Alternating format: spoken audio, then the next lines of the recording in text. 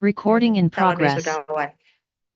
Dan satu hal yang akan saya ingatkan juga bahwa perhatikanlah apa yang disampaikan hari ini dengan seksama, karena ini yang akan membantu memberikan kemudahan nanti adik-adik calon wisudawan semua dalam melaksanakan kegiatan wisuda sehingga semua bisa berjalan dengan lancar.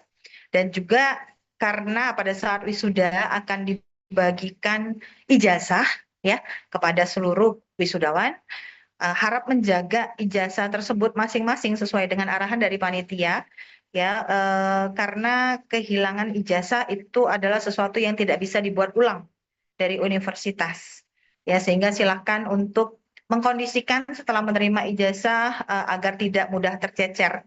Ini adalah pesan yang paling utama.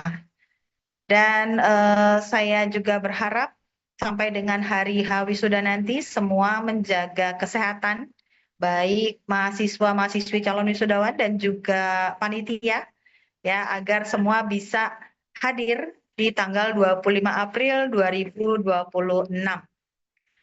Dan semoga semua nanti berjalan dengan mulus ya ketika hari H maupun pada saat gladi. Dan sekali lagi harap perhatikan dengan seksama apa yang disampaikan hari ini supaya tidak ada kebingungan atau nanti tidak ada kesalahan yang terjadi ketika kita melaksanakan kegiatan wisuda.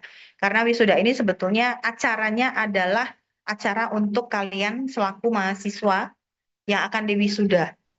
Jadi universitas dan juga panitia di sini, Bapak Ibu dosen dan juga staf dan tim, itu hanyalah IO-nya saja.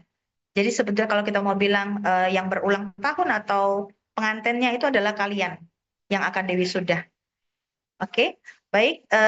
Mungkin itu saja yang bisa saya sampaikan. Mohon maaf hari ini harus menyalakan kamera dari luar karena sedang ada kegiatan di luar. Ya, silakan lanjutkan kegiatan gladi hari ini dan harapannya ikuti sampai dengan selesai.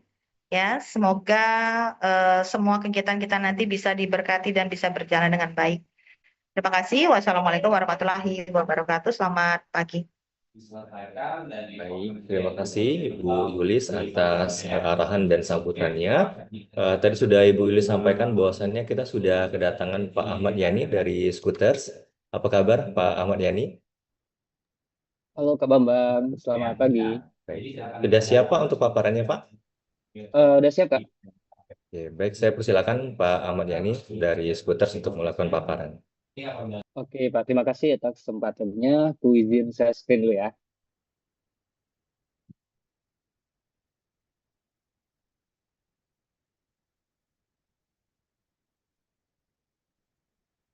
Oke, selamat pagi Ibu Yulistia yang saya hormati, Bapak Ibu dosen, serta teman-teman calon wisudawan dari Universitas Multidata Palembang. Terima kasih atas kesempatan yang diberikan kepada saya untuk menyampaikan informasi terkait peluang kerja ke luar negeri kepada teman-teman yang bentar lagi akan wisuda. Kenalkan, nama saya Ahmad Yani atau biasa dipanggil Aam, yaitu selaku Senior Consultant Local Broad Base Voters by Ruangguru. Sebelumnya saya juga ingin mengucapkan selamat kepada teman-teman yang sebentar lagi akan lulus. Tentunya teman-teman pasti udah punya rencana masing-masing ke depannya, baik itu lanjut S2, magang, bekerja, melanjutkan usaha keluarga, berwirausaha, atau bahkan tertarik untuk berkarir di luar negeri. Di sini kita akan membahas secara menyeluruh terkait bagaimana sih cara kerja luar negeri, ke negara, dan bidang apa saja sih yang peluang yang terbuka, estimasi gajinya, serta informasi terkait kerja luar negeri lainnya.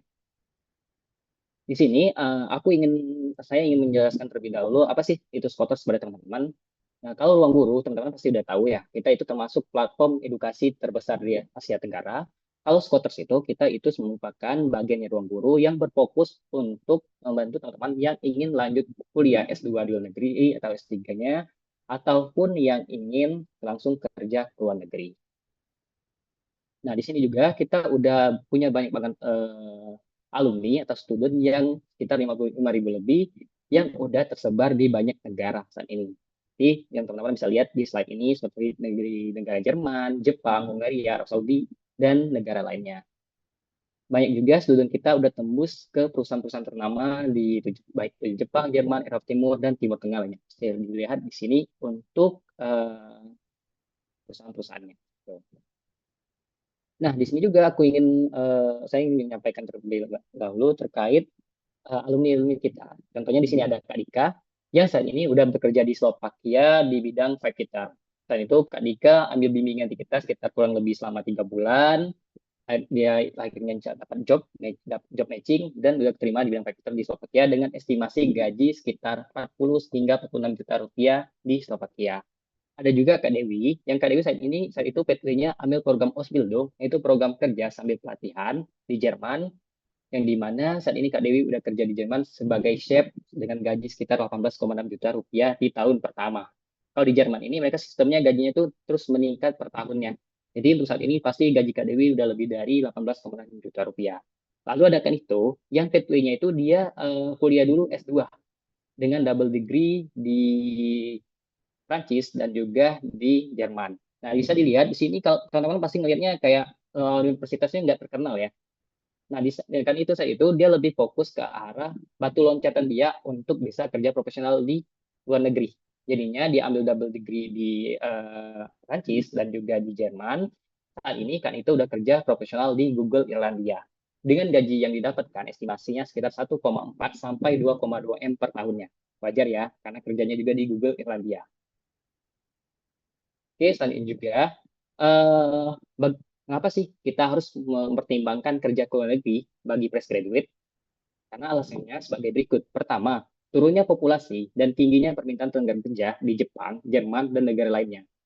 Di negara-negara maju saat ini sedang mengalami tren penurunan populasi, sehingga industri-industri di negara tersebut terus mengalami kekurangan tenaga kerja asing.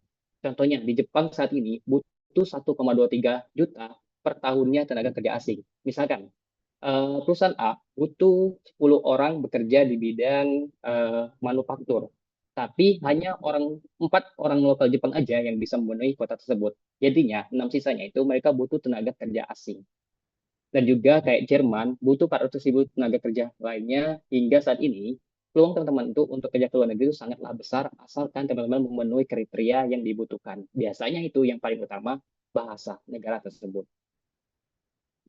Yang kedua, fresh graduate itu sebagai target utama rekrutmen di global. Menurut data SIP 2MI tahun 2025 di bulan November, banyak sekali job order yang disetujui oleh pemerintah Indonesia, namun yang terserap baru sekitar 19,3%-nya. Jadi masih banyak peluang teman-teman untuk kerja ke luar negeri sekitar 80% lebih. Kayak gitu. Jadi peluang kerja ke luar negeri saat ini udah sangat terbuka asalkan memenuhi kriteria dan juga tahu cara-caranya secara legal dan aman. Contoh bidang-bidang yang tanpa pengalaman seperti caregiver, hospitality, NBP crew, dan lain-lain. Lalu alasan yang ketiga, lesunya pasangan kerja Indonesia dan keinginan cari kehidupan yang lebih sejahtera. Sebenarnya di Indonesia itu banyak banget lowongan pekerjaan, namun banyak dari pekerjaan tersebut yang kurang bagus dari segi gajinya, jam kerja yang sangat panjang, 10 jam lebih, dan banyak hal lainnya. Di sini kayak PHK itu udah jadi hal yang biasa di Indonesia. Pada tahun 2025 pun tercatat 88.000 lebih orang yang kena PHK. Di sini juga ada pekerja yang lebih kerja wanita di BUMN lebih pilih resign dan pindah kerja sebagai di Jepang. Lalu ada juga yang udah jadi PNS. PNS kan salah satu yang mungkin udah settle ya hidupnya. Tapi dia lebih pilih uh, kerja ke Australia dengan gaji sekitar seminggu 12 juta rupiah di bidang kontraktor gitu. Nah, lalu bagaimana sih cara kerja ke luar negeri bagi fresh graduate? Untuk caranya ada dua hal. Pathway pertama, teman-teman itu lanjut dulu kuliah S2 atau S3, setelah itu baru apply kerja di luar negeri. Yang kedua, fokus kerja blue collar. Nah, untuk kerja ke luar negeri ini ada dua tipe pekerjaan. Itu pertama itu blue collar, dan kedua itu white collar. Bedanya sih gimana? Yang blue collar itu lebih fokus pekerjaan teknis atau di lapangan. Nah, kalau yang white collar lebih fokus kerjanya itu di bidang profesional serta di back office. Namun, untuk yang white collar itu peluangnya itu sangat sulit kalau langsung apply kerja. Jadi kebanyakan white collar itu fokusnya kita ambil kuliah dulu S2 atau S3 di sana, baru kerja gitu. Tadinya untuk jarak satu tadi, eh, kita kuliah 2 S2 S3 selalu baru apply kerja di sana. Di mana untuk kuliahnya juga langsung di sana. Dan teman-teman pengen kerja di negara Australia nih. Teman-teman harus ambil kuliah S2-nya di Australia langsung. Nah, pada saat kuliah tersebut teman-teman bisa juga kok ambil part-time. Kalau nggak salah di Australia itu part-time-nya sekitar 24 jam per minggu. Jadi teman-teman bisa kerja yang 24 jam per minggu di sana dengan estimasi gajinya sekitar 9 juta rupiah paling rendah untuk kerja part-time di Australia. Nanti setelah lulus, teman-teman itu bisa apply visa job seeker. Setelah lulus kuliah S2, visa job seeker, sambil mencari kerja di sana, setelah dapat pekerjaan full time, bisa apply visa full time worker di Australia. Nah, biasanya kalau kita udah lulus S1, S2 di sana, kita itu pasti akan mendapatkan tinggal menetap di sana dalam waktu yang panjang. Jadi bisa banget kalau mau kerja yang profesional bisa langsung ambil S2-nya di luar negeri. Seperti itu. Nah, ini untuk contoh-contoh beasiswa tanpa kewajiban kembali ke negara asal. Jadi teman-teman kalau niatnya itu untuk negeri, kalau bisa jangan ambil beasiswa kayak LPDP atau beasiswa yang mewajibkan pulang ke Indonesia karena misalnya mau Indonesia dulu, jadi akan lebih sulit lagi untuk kerja ke luar negeri kalau kita pulang lebih dulu. Inilah beberapa contoh beasiswa yang bisa teman ambil untuk kerja ke luar negeri. Tipsnya, teman-teman tuh ambil di beasiswa yang ada di Asia, karena peluangnya jauh lebih tinggi dibandingkan di Eropa maupun di Amerika Serikat. Itu. Nah, selain PP-nya itu kuliah atau PP-nya yang degree, bisa juga yang non-degree, yaitu teman-teman ambil kelas diploma ataupun language school. Contohnya kayak Korean Language School, misalnya teman-teman pengen kerja ke Korea, teman-teman langsung belajar di Koreanya langsung, dan pengen kerja di Jepang, ambil bahasa Jepangnya langsung di Jepang, atau bisa juga vocational education, seperti di Kanada atau Australia. Dan teman-teman saat ini di bidang manajemen bisnis, pengen kerja di bidang manajemen bisnis juga di Australia. Nah, teman-teman itu ambil pelatihan sekitar 1 sampai 2 tahun di Australia langsung, dan itu pun bisa sambil part-time. Jadi kalau sudah selesai pelatihan, nanti akan dapat sertifikatnya. Nah, sertifikat tersebut bisa teman-teman gunain untuk apply visa job seeker. Setelah itu apply visa full time worker kalau udah dapat kerjaannya. Gitu. Nah, lalu chapter yang ketiga, bagaimana sih cara kerja ke Korea Selatan untuk fresh graduate? Itu caranya itu yang paling memungkinkan untuk fresh graduate itu ada dua cara, yaitu ambil visa direct D4, yaitu teman-teman ambil kelas pelatihan bahasa tadi di Koreanya langsung. Nanti kalau udah selesai udah dapat sertifikat bahasanya,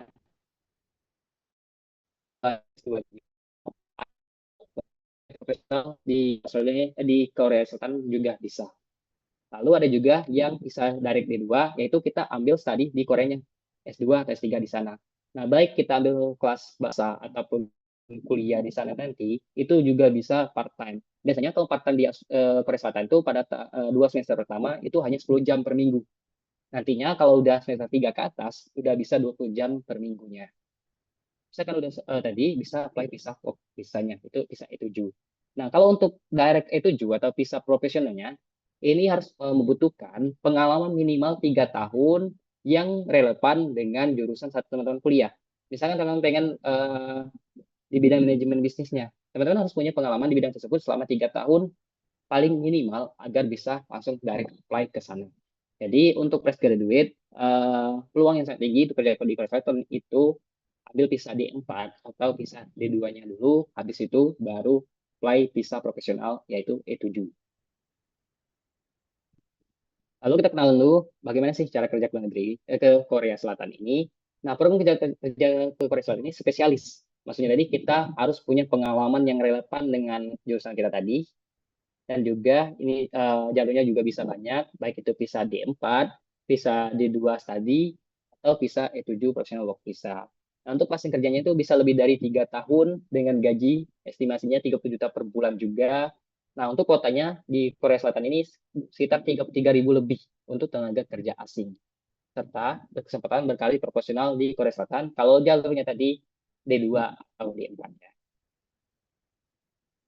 Nah, untuk cara kerja ke Korea Selatan itu, paling pertama itu kita harus punya sertifikat topik 1 level 2, yaitu masih di level basicnya bahasa Korea. Selain itu minimal lulusan SMA SMK, terbuka juga untuk fresh graduate, usianya itu minimal 18 tahun saat mendaftar. Jadi teman-teman ini kalau yang belum berpengalaman atau masih fresh graduate paling cocok di 2 atau di 4 tadi. Kalau untuk etudinya harus punya pengalaman ya. Lalu selanjutnya kita bahas tentang fokus kerja yang blue collar dibanding white collar. Nah, kenapa sih fokus kerja blue collar dulu dibanding white collar? Karena blue collar ini bisa tanpa pengalaman, selain itu kuotanya juga sangat banyak. Dan yang ketiga, bisa juga upgrade dari blue collar ke white collar. Jadi teman-teman bisa banget kayak misalkan pengennya tuh nggak perlu repot-repot belajar bahasa lagi di negara tujuan, pelatihan lagi di negara tujuan, ataupun kuliah di negara tujuan, bisa ambil kerja blue collar ini kalau pengen langsung kerja ya. Nah, untuk program resmi yang diakui oleh pemerintah Indonesia, contohnya program Ausbildung ke Jerman, ada program kerja spesialis ke Jepang, lalu direct apply ke perusahaan, tapi di bidang blue collar ke negara-negara Eropa Timur dan Timur Tengah. Contohnya kayak negara Bulgaria, Hungaria, Arab Saudi, Qatar, dan lain-lain. Gitu. Nah, lalu chapter yang keempat, cara kerja ke blue collar ke Jepang itu gimana sih untuk fresh graduate? Nah, di sini kita sebelum lanjut, kita kenal dulu dengan program Tokotegino. Program Tokotegino adalah program kerja spesialis. Maksud spesialis di sini, kita dari Indonesia udah nentuin kerja di bidang yang mana. Misalkan teman-teman mau kerja di bidang perhotelan, jadi teman-teman harus punya sertifikat perhotelan terlebih dahulu di Indonesia ya, baru setelah itu bisa apply kerja di bidang perhotelan. Dan di sini juga teman-teman tuh mendapat status setara baik itu dari gaji, cuti, lembur, asuransi dan lain-lain itu sama aja. Jadi kita nggak akan dibedain dengan orang Jepang kalau di bidang di program Tokotegino ini. Untuk kepastian kerjanya itu bisa hingga 5 tahun, bahkan bisa berkesempatan permanen resident kalau teman-teman lanjut ke Tokotegino berubah. Untuk gajinya itu bisa sampai 30 juta per bulan, serta kuotanya itu sangat banyak di Jepang ini. Di mana pernah tembus 500.000 kuota untuk pekerjaan Indonesia tiap tahunnya. Jadi ini 500.000 ini hanya untuk orang Indonesia ya. Jadi kita itu nggak akan bersaing dengan negara lainnya. Makanya kita bisa buka, udah bisa bahasanya nanti. Gitu. Selanjutnya, nah ini adalah beberapa bidang yang bisa teman-teman apply untuk kerja ke Jepang. Nah saat ini untuk bidang-bidang yang lagi banyak banget peluangnya, yaitu atau kuotanya, yaitu bidang caregiver, keperawatan manusia, ada juga sebagai driver, industri pengolah makanan, industri manufaktur, dan bidang yang lainnya. Nah, untuk misalkan industri penerbangan, pembuatan industri, dan juga di kereta api, itu peluangnya kalau di Indonesia itu kecil ya. Tapi kalau ada di Jepang ya nanti, peluang di bidang-bidang tersebut juga sangat terbuka. Jadi kalau teman-teman misalkan nih, ada bidang yang tadi minati, namun peluangnya lumayan kecil, bisa ambil dulu di bidang yang lain, setelah itu baru eksplor lagi di sana. Mungkin misalnya teman-teman pengen bidang penerbangan, tapi peluangnya sulit ya. Jadi bisa ambil dulu misalkan di bidang industri pengolahan makanan. Udah di sana nanti bisa eksplor lagi kok ke bidang yang lainnya, asalkan punya SSP bidang tersebut. Kayak gitu. Tadinya, nah untuk syarat umum kerja ke Jepang ini, pertama minimal lulusan SMA SMK, bisa juga untuk fresh graduate, tidak bertato, tidak bertindik. Kalau untuk perempuan bisa ya untuk bertindik, tapi kiri kanan aja, satu-satu. Kalau untuk laki-laki itu nggak bisa sama sekali ya, nggak boleh bertindik untuk kerja di Jepang. Usia 18 sampai 33 tahun atas, tidak obesitas, tidak obat, tidak kriminal, dan perilaku tidak baik. Lalu untuk syarat utama agar bisa lolos program Tokopedia Jepang ini, kita harus mempunyai sertifikat bahasa, baik itu JLPT A2 atau JLPT N4, itu bisa pilih salah satunya. A2 atau N4 itu sama-sama di level basic. Jadi teman-teman bisa banget belajar dengan estimasi sekitar 4 sampai 9 bulan untuk belajar bahasa Jepang ini sampai ke level A2 atau N4 tersebut. Nah, seperti yang aku jelaskan tadi, kalau kerja ini kita harus punya sertifikat atau sertifikat skill worker. Nah, itu sertifikat keterampilan ini didapetinnya bukan yang praktek, tapi lebih ke arah kita tes tertulis atau jawab soal-soal gitu. Misalnya teman-teman tadi pengen kerja di bidang pengolah makanan. Nanti itu soal-soalnya itu di bidang pengolah makanan tersebut. Jadi bisa dipelajari juga untuk materi-materinya. Itu. Kalau udah punya sertifikat bahasa dan SSW ini, peluang kerja ke Jepang itu udah sangat besar. Jadi bisa banget kayak kita mulai apply kerja ke sana. Lalu ini misalkan teman-teman tertarik program Tokotegino, bagaimana sih tambahan persiapannya? Misalkan kita ambil persiapannya itu di bulan ini ya, bulan April. Jadi kemungkinan berangkatnya nanti sekitar di bulan awal tahun 2027. Itu sekitar Februari atau Maret. Dengan mulai persiapan bahasa dulu sekitar 5 bulan, lalu persiapan dokumennya, lalu proses rekrutmennya gitu. Nah, itu baru berangkat ke Jepang. Jadi teman-teman itu baru akan berangkat ke Jepang kalau udah terima ya. Kalau belum terima kerja, belum akan berangkat ke Jepang. Kayak gitu. Nah, ini juga ada contoh lowongan kerja di Jepang. Kita pernah menerima contoh lowongan kerja di Tokyo di bidang restoran. Namun saat ini sangat disayangkan untuk bidang restoran udah tutup ya, tenaga kerja asing. Jadi untuk kerja bidang restoran nggak bisa lagi di Jepang. Nah, di Jepang itu mereka udah transparan dari segi kayak gajinya, bonusnya, kayak gaji di lowongannya. Beda dengan Indonesia. Kalau Indonesia itu bahas gaji itu termasuk kayak hal yang tabu gitu. Hal yang apa ya, sensitif. Kalau di Jepang mereka tuh udah apa ya, udah transparan dari awal, baik dari segi gaji, hari liburnya, asuransi dan lain-lain.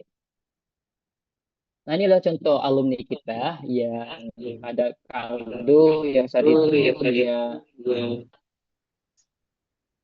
Kaldo yang itu dapat skor JFT-nya 250 dari 250. Dapat sempurna untuk bahannya. Lalu ada juga Kak Sinta yang situ dia lulus Tokyo di makanan. Dan banyak lagi alumni kita yang udah kerja ke Jepang. Oke, selanjutnya kita fokus ke kerja ke Jerman untuk fresh graduate. Bagaimana sih cara kerja ke Jerman untuk fresh graduate?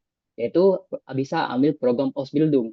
Nah, program Ausbildung adalah program kerja sambil kuliah atau belajar. Maksud kuliah di sini bukan yang degree ya, bukan S2 atau S3, tapi lebih ke arah kita pelatihan ambil kerja.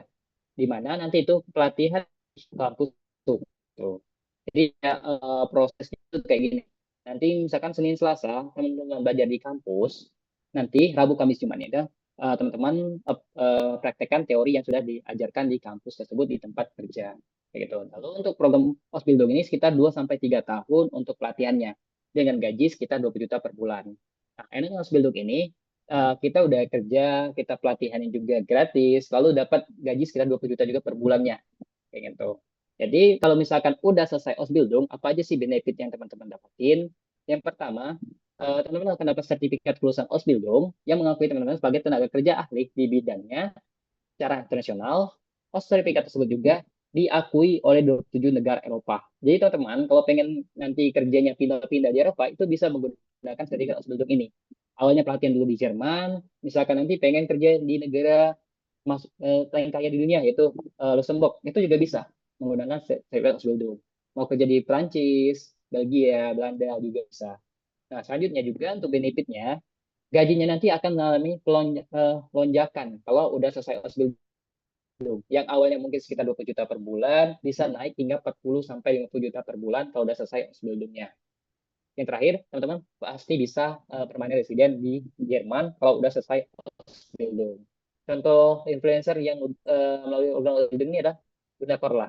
Bunda Korla dulu dia ambil program Osbildung ini. Makanya sekarang dia udah berada di Jerman. Kayak gitu. Nah, untuk sistem di Jerman tuh gajinya mereka tuh kayak bertahap kayak gitu. Tergantung posisi dan juga bahasa Jermannya serta pengalaman kita, maka gaji biasanya kayak terus naik per tahunnya. Misalkan saat ambil Ausbildung, teman-teman gaji pertamanya 18 juta. Nanti tahun keduanya bisa naik ke 22 juta ke atas, tahun ketiganya bisa naik ke 24 ke atas juga. Nah, setelah itu, selesai Ausbildung, akan dapat gaji 2 kali lipat dibanding saat teman-teman Ausbildung kalau udah kerja profesional ya. Jadi biasanya awal karirnya sekitar 40 jutaan, nanti kayak 2 tahun, 3 tahun kemudian naik lagi sehingga 50 jutaan. Atau kalau mau lebih tinggi lagi, teman-teman bisa lanjut S2 dulu, baru pekerjaan profesional setelah Ausbildungnya. Banyak juga universitas di Jerman itu gratis untuk universitas negerinya. Jadi teman-teman bisa manfaatin kesempatan itu juga. Gitu. Oke, oke, maaf. Untuk bidang-bidang di Jerman itu sebenarnya sektornya tuh hampir semua sektor itu ada di Jerman. Baik itu di bidang IT tadi, bidang perhotelan, di bidang perbankan, itu juga ada. Namun untuk peluang dari Indonesia yang paling besar itu di 3 bidang. Itu di bidang perhotelan, restoran dan catering, sama pastry and bakery. Kenapa 3 bidang ini peluangnya jauh lebih tinggi? Karena minimal bahasanya di B1, kalau yang lain tuh rata-rata itu harus B2 kayak gitu. Selain itu juga banyak orang Jerman maupun orang Eropa itu kurang tertarik di bidang tersebut. Jadinya kuota di 3 bidang tersebut sangat banyak untuk orang Indonesia. Jadi kalau teman-teman pengen misalkan nih pengen kerja di bidang IT nantinya, namun kan sangat susah ya dari Indonesia. Itu juga bisa kok ambil bidang yang lain dulu, baru apply IT-nya saat udah di Jermannya langsung. Kayak gitu. Oke, lalu untuk syarat awal lolos Ausbildung-nya gimana sih? Untuk lolos Ausbildung ini teman-teman harus punya sertifikat bahasa Jerman level B1. Itu yang paling minimal ya. Itu levelnya udah menengah tapi masih di nggak terlalu jauh dari basic ya. Jadi B1 ini masih bisa banget teman-teman pelajari selama kurang lebih sekitar 10 sampai 11 bulan untuk belajar bahasanya. Kayak gitu. Lalu dokumen yang perlu disiapkan selain bahasa, teman-teman harus punya motivation letter, CV dalam bahasa Jerman, surat lamaran bahasa Jerman juga, serta ijazah pendidikan terakhir, transkrip nilai, dan juga akte kelahiran harus diterjemahkan oleh penerjemah tersumpah sumpah yang bahasa Jerman. Jadi nggak bisa kita terjemahkan sendiri ya untuk dokumen resminya. Lalu untuk syarat umumnya, minimal lulusan SMA, SMK, fresh graduate juga bisa, usia 18 sampai 30 tahun saat mendaftar, serta sehat jasmani dan rohani. Yang paling penting kerja di Jerman ini nggak, kita tuh nggak ada penyakit kronis ataupun yang menular. Itu bisa kerja di Jerman. Kalau memiliki pengalaman di bidang itu akan menjadi nilai plus ya. Gitu. Lalu untuk timeline persiapan ke Ausbildung ini lebih lama dibanding yang Jepang tadi ya, karena persiapan bahasa Jerman juga kita hampir 1 tahun, nanti setelah itu ujian bahasa, nanti rekrutmen sekitar 3 bulanan, misalkan udah lolos, apply visa, baru berangkat. Nah, untuk berangkat ke Jerman ini juga harus udah punya kontrak Ausbildung ya. Kalau belum punya kontrak Ausbildung, kita belum bisa berangkat. Jadi kemungkinan berangkat ke Jerman itu sekitar pertengahan tahun 2027 ataupun bisa lebih kayak gitu. Lalu untuk contoh lowongan pekerjaan di Jerman ini mereka punya web sendiri. Mereka tuh punya web langsung yaitu azubi.de ataupun ausbildung.de. Itu bisa teman-teman cek juga job-jobnya gimana. Untuk kerja ke Jerman ini mereka tuh juga punya ini intake-nya. Jadi nggak bisa setiap saat untuk apply Ausbildung. Biasanya itu dalam setahun tuh 2 kali antara bulan Maret sampai bulan Mei dan juga di bulan Juli sampai September untuk apply Ausbildung ini. Lalu yang selanjutnya, cara kerja blue collar ke negara lain untuk fresh graduate. Nah, ini cocok untuk teman-teman yang nggak mau belajar bahasa lagi. Jadi bisa kerja ke Eropa Timur atau Timur Tengah. Karena di negara-negara ini cukup menggunakan bahasa Inggris kayak Bulgaria, Hungaria gitu. Jadi kita nggak perlu belajar bahasa negara tersebut, kita menggunakan bahasa Inggris di level A2 atau masih di level basic. Namun untuk kerja ke negara ini nggak bisa dalam jangka waktu yang lama. Biasanya itu sekitar 1 sampai 2 tahun aja. Lalu untuk segi bidang kerjanya juga industri manufaktur, chef, perawat, kamu saji, dan perhotelan. Itu bidang-bidang yang sangat terbuka saat ini. Nah, untuk syaratnya itu gimana aja sih? Yang penting sehat jasmani dan rohani, memiliki dokumen lengkap sesuai persyaratan industri tujuan, terdaftar memiliki nomor kesehatan jaminan sosial. Gitu. Jadi untuk kerja ke negara-negara Eropa Timur dan Timur Tengah ini cocok untuk teman-teman yang nggak mau belajar bahasa lagi. Pertama, yang kedua, yang pengen dapat pengalaman luar negeri aja dulu. Yang ketiga, mungkin pengen eh, apa ya, ngumpulin modal lagi untuk bikin usaha. Jadi cocok karena tadi kerjaan itu sekitar 1 sampai 2 tahun, dari 2 tahun lagi ke Indonesia untuk kerja ke negara Eropa Timur dan Timur Tengah ini. Nah, ini tuh timeline persiapannya. Nah, untuk timeline persiapan ke Eropa Timur dan Timur Tengah ini sebenarnya kalau dari kayak job recruitment dan lain-lainnya itu nggak yang lama, tapi biasanya yang lama itu apply visanya. Nah, karena untuk kerja di negara Eropa Timur dan Timur Tengah ini banyak negara itu kayak sistemnya undian ataupun yang undian tapi masih lama. Biasanya itu sekitar 3 sampai 6 bulan untuk visa kita itu terbit. Jadi ke negara Eropa Timur dan Timur Tengah ini yang lama itu lebih ke arah visanya. Kalau untuk persiapan job interview dan dokumen, rekrutmen sama surat sponsorship itu nggak terlalu lama ya. Lebih lamanya di visanya kayak gitu. Oke, ini kayak pathway yang cocok buat teman-teman yang graduate, mungkin usianya tadi masih sekitar 21 sampai 24 tahun dan belum memiliki pengalaman kerja yang lebih dari 1 tahun. Nah, untuk kerja ke luar negeri ini, magang itu nggak bisa dihitung pengalaman kerja ya. Jadi lebih memang fokus langsung kerjanya, itu yang bisa diklaim sebagai pengalaman kerja. Di mana untuk pathway-nya itu ada 2 jalur. Kalau teman-teman pengen kerjanya yang kantoran atau kolar, bisa jalurnya itu persiapan dokumen dan interview dulu, study dulu sekitar 1 sampai 2 tahun, baik itu kuliah, S2 ataupun belajar bahasa atau pelatihan tadi. Lalu saat study tadi sekitar 1 sampai 2 tahun tersebut bisa ambil part time, lalu selalu itu bisa profesional nggak nggak pengen kuliah lagi atau belajar langsung di sana, bisa ambil bidang blue collar, di mana kita belajar bahasa dulu sekitar berapa bulan, nanti setelah itu persiapan untuk interview, nah itu bisa langsung apply kerja blue collar seperti contoh di negara Jepang, Jerman, atau Eropa Timur tadi, kayak gitu. Oke, kalau teman-teman tertarik untuk lebih tahu terkait program kerjanya ataupun yang sesuai eh, profil masing-masing, teman-teman bisa scan barcode ini ataupun link ini. Jadi nanti kita bisa diskusi lebih lanjut terkait peluang teman-teman untuk ke negara mana aja sih, kayak gitu. Nah, di sini juga kita dari Skotas Bareng Guru ini kita punya bimbingan untuk teman-teman yang kalau tertarik ke Jepang, ke Jerman, ke Eropa Timur dan Timur Tengah, ke Korea Selatan juga ada, sama ke Australia. Kita juga ada bimbingannya. Jadi bisa uh, screenshot dulu, simpan barcode-nya untuk bisa diskusi lebih lanjut dengan saya. Baik, terima kasih untuk kesempatannya. Kalau saya ada salah kata atau perbuatan, saya mohon maaf. Semoga ini bisa jadi bekal teman-teman yang pengen kuliah ataupun kerja ke luar negeri dan punya karir secara internasional. Terima kasih atas waktunya. Saya kembalikan kepada Pak Bambang. Oke, baik, terima kasih Pak Ahmad Yani atas paparannya. Luar biasa Pak, ini kita dapat insight yang baik ya. Kalau misalnya kita ingin lanjut studi maupun nanti misalnya mau bekerja juga di luar negeri. Untuk teman-teman yang hadir dalam Zoom ini, apakah ada yang ingin ditanyakan seputar dengan paparan dari Pak Ahmad Yani? Apabila ada nanti koneksinya langsung melalui scan QR tadi ya Pak ya? Atau ada kontak lain yang bisa kita hubungi Pak? Kalau misalnya Eh, Bapak berminat,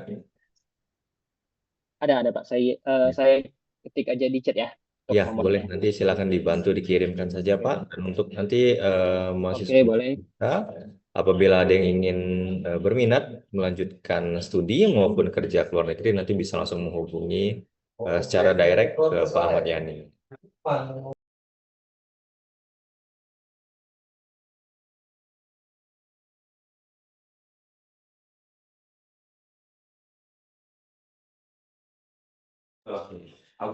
Apakah ada yang ingin ditanyakan untuk teman-teman semua? Apabila tidak ada, atau nanti misalnya ada, nanti bisa langsung direct message saja ke Pak Ahmad Yani.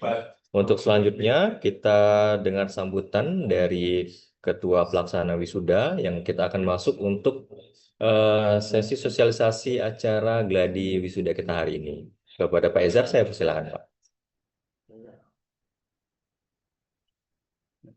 Assalamualaikum warahmatullahi wabarakatuh. Em, Teman-teman ya, mahasiswa calon wisudawan, acara ini disampaikan sosialisasi ini untuk kelancaran kegiatan wisuda tanggal 25 April ya Sabtu depan. Tolong diikuti arahan dari panitia demi kelancaran acara. Jadi jangan sampai nanti ada misinformasi sehingga bisa menghambat kelancaran acara. Jadi diikuti setiap arahan dari panitia, mulai dari prosesi wisudawan, kemudian nanti dari sisi undangan ya, terutama eh, di undangan sudah tertulis bahwa untuk tidak membawa anak di bawah umur 12 tahun. Mohon ini untuk diikuti ya demi kelancaran acara.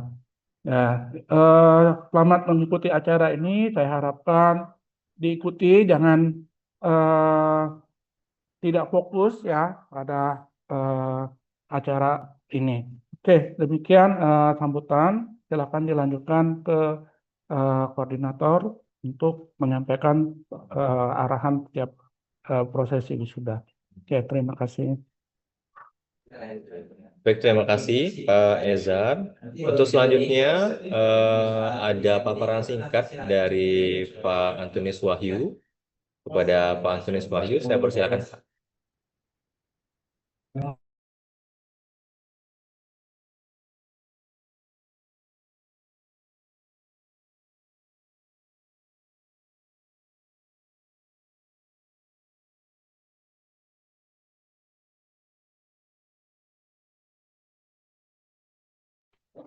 Ya, sebentar. Wait. Eh, saya nggak sampai 5 menit loh. Baik, teman-teman, terima kasih kepada panitia yang memberikan waktu kepada saya. Suara saya kedengeran ya? Dengar, Pak. Mendengar, Pak. Oke, jadi kalau dari Pak Ahmad Yani tadi, dari speaker tadi sudah menjelaskan mau ke luar negeri, ini yang cinta produk dalam negeri lah ya. Cinta produk dalam negeri. Jadi di MDP sudah ada Magister Sistem Informasi. Ini juga prodi untuk S2. Jadi di MDP sudah ada S2 dengan akreditasi baik, tapi singkatannya memang MSI, tapi gelarnya tetap MCOM ya. Nah ini baik itu untuk prodi untuk Fakultas Ekonomi maupun khususnya juga malah lebih bagus untuk yang dari komputer ini nanti bisa lanjut di Magister Sistem Informasi. Nah ini kenapa harus kuliah di MDP khususnya untuk S2 Sistem Informasi? Kuliahnya cukup 3 tahun, juga 3 semester. Kuliahnya cukup 3 semester, kemudian mata kuliahnya yang komprehensif dengan permasalahan real. Sistem pembelajarannya hybrid, onsite 70, online-nya 30, bisa hybrid ya yang dilakukan. Ini visi misinya yang di program studi Magister Informasi. Nah, kita memiliki profil lulusan ada tiga profil lulusan. Memang kita lebih banyak ke data science, intelijen ya. Kemudian ada IT tata kelola dan audit resiko, manajemen resiko, itu nanti kompetensinya ke arah sana. Nah, ini adalah capaian pembelajaran dari program studi. Kita memiliki 4 umumnya, ada sikap, keterampilan umum, pengetahuan, dan keterampilan khusus. Nah, mata kuliahnya, ini ada 3 semester tadi. Semester 1 itu ada mata kuliah, ada metodologi penelitian, analisis, penambangan data, arsitektur, tata kelola. Nah, ini mata kuliahnya dengan 18 SKS. Kemudian di semester kedua itu 11 SKS, semester ketiga itu 9 SKS. Dengan total itu 38 SKS. Nah, untuk lingkup dari topik tesisnya dan penelitiannya, diantaranya ada artificial intelligence, business intelligence, implementasi yang berbau sistem informasi ya, atau topik-topik yang lain yang terkait dengan sistem informasi. Nah, ini sih harusnya sih tidak asing lagi ya, ini sudah familiar. Nah, ini beberapa dosen pengampu di mata kuliah ini. Ya, tentunya ini sudah semuanya familiar ya. Nah, persyaratan lulusnya 38 SKS, kemudian IPK-nya lebih dari 3, menyelesaikan tesis dan publikasi. Kita kalau yang S2 belum ada jalur publikasi gitu, belum ada ya, tapi kita semuanya jalur tesis yang nanti hasil tesisnya dipublikasikan. Masih konteksnya seperti itu. Dan belum ada syarat lulus LSP itu kita belum ada. Kita baru lulus. Nah, itu saja mungkin yang bisa saya sampaikan. Kalau mau informasi lebih lanjut dan mudah-mudahan besok ada kejutan dari Bu Rektor di acara wisuda terkait dengan promo ketika masuk di Magister Informasi. Mungkin itu teman-teman, dan saya mengucapkan terima kasih untuk panitia dan selamat untuk calon wisudawan. Terima kasih. Baik, terima kasih Pak Wahyu atas paparannya. Untuk teman-teman yang akan wisuda, kami sangat welcome sekali kalau misalnya teman-teman melanjutkan studi, khususnya di Magister Sistem Informasi Universitas MDP, dan benefit yang akan teman-teman dapatkan, yaitu teman-teman akan free pendaftaran dan juga potongan 500.000 untuk semester pertama. Seperti itu ya. Baik, kita lanjutkan untuk bagian sekretariatan. Saya persilakan oleh Pak Dori untuk paparannya, Pak. Oke, terima kasih Pak Bambang. Untuk semuanya, apakah suara saya bisa terdengar?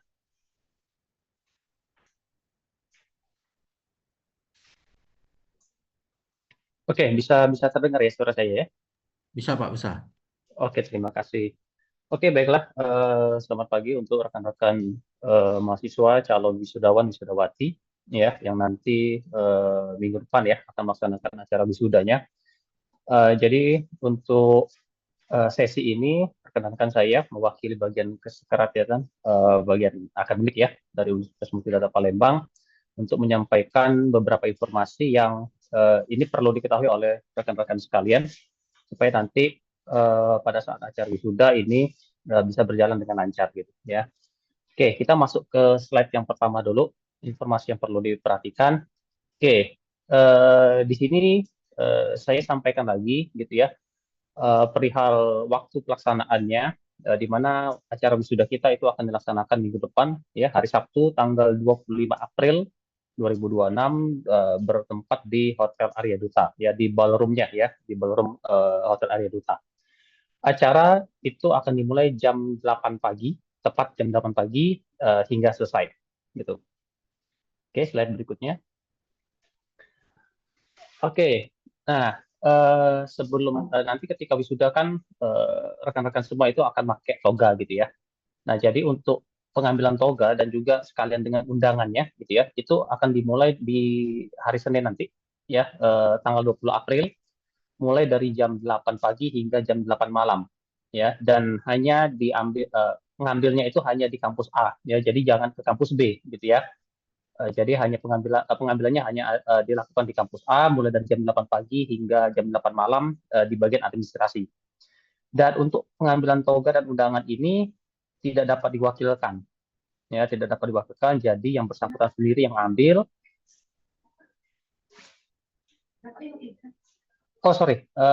Pengambilannya dapat diwakilkan. Ya, jadi kalau misalnya ya rekan-rekan mahasiswa gitu ya berhalangan hadir pada hari Senin itu nggak bisa datang dan sebagainya, ya nanti silakan diwakilkan ya, mungkin oleh temannya atau mungkin oleh keluarganya gitu ya. Nah, tetapi yang menjadi catatan adalah bahwa toga itu tidak bisa ditukar untuk ukuran ya, karena kan sebelumnya kan kemarin sudah ngukur toga semua nih ya, satu persatu. Nah, sehingga nanti ukuran toga yang didapat itu ya sesuai dengan hasil pengukuran yang kemarin itu gitu ya. Jadi tidak bisa ditukar. Oke, berikutnya. Nah, ada syarat untuk pengambilan toganya gitu ya, rekan-rekan sekalian, di mana semua calon wisudawan wisudawati ini harus terlebih dahulu mengisi tracer study MDP ya. Ini ada linknya ya, link di websitenya ya, apps2.mdp.ac.id/tracer-study. Ini gunanya apa? Ini adalah untuk mendata alumni ya. Jadi kita atau pihak kampus ini perlu mengetahui data alumni ya, sebenarnya ya data kalian sendiri gitu ya, data kalian sendiri yang nantinya itu kan akan berstatus alumni. Jadi itu perlu didata gitu ya. Jadi nanti silakan login ke web ini ya, nanti ada isian, ada pertanyaan atau apapun itu, nanti silakan dilengkapi. Nah, kalau misalkan sudah selesai mengisi tracer study, nanti baru bisa mengambil toganya gitu ya. Nah, kapan ini ngisi tracer study-nya dimulai? Sudah bisa mulai dari hari ini. Ya, jadi tidak harus nunggu hari Senin gitu ya. Jadi misalnya ngisinya sudah dari hari ini atau besok, hari Minggu, sehingga nanti di hari Senin tinggal ngambil toganya saja. Ya, nanti kita akan cek gitu ya, siapa-siapa saja yang sudah selesai mengisi tracer study. Jadi kalau misalkan pada hari Senin datang mau ngambil toga dan undangan, ketika dicek ternyata belum ngisi, ya ini terpaksa harus ngisi dulu gitu ya. Nanti baru bisa ngambil toganya gitu. Oke, untuk yang berikutnya. Oke, di sini ada cara pemakaian toga gitu ya. Nanti bisa ya, videonya nggak panjang, nanti bisa diperhatikan dulu gitu ya. Nanti saya jelaskan lagi gitu. Oke, silakan boleh di play operator.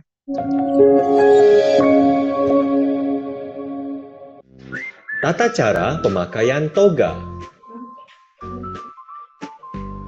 Kenakan jubah terlebih dahulu.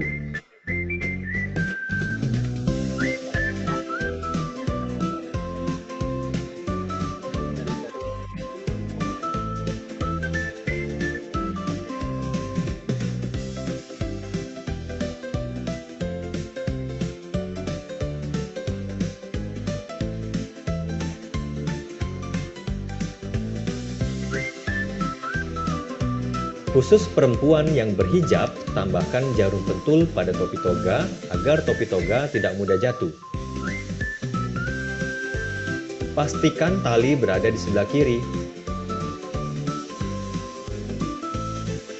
Untuk wisudawan S2, ada tambahan atribut samir.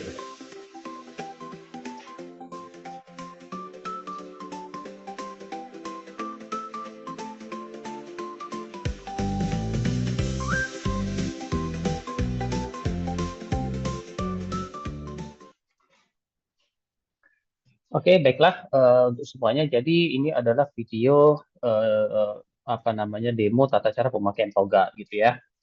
Oke, yang perlu saya sampaikan terkait dengan pemakaian toga ini, yang pertama, model toga kita ini kayak model baju terusan gitu ya. Jadi dia langsung pakai gitu ya. Jadi tidak ada kancing gitu ya.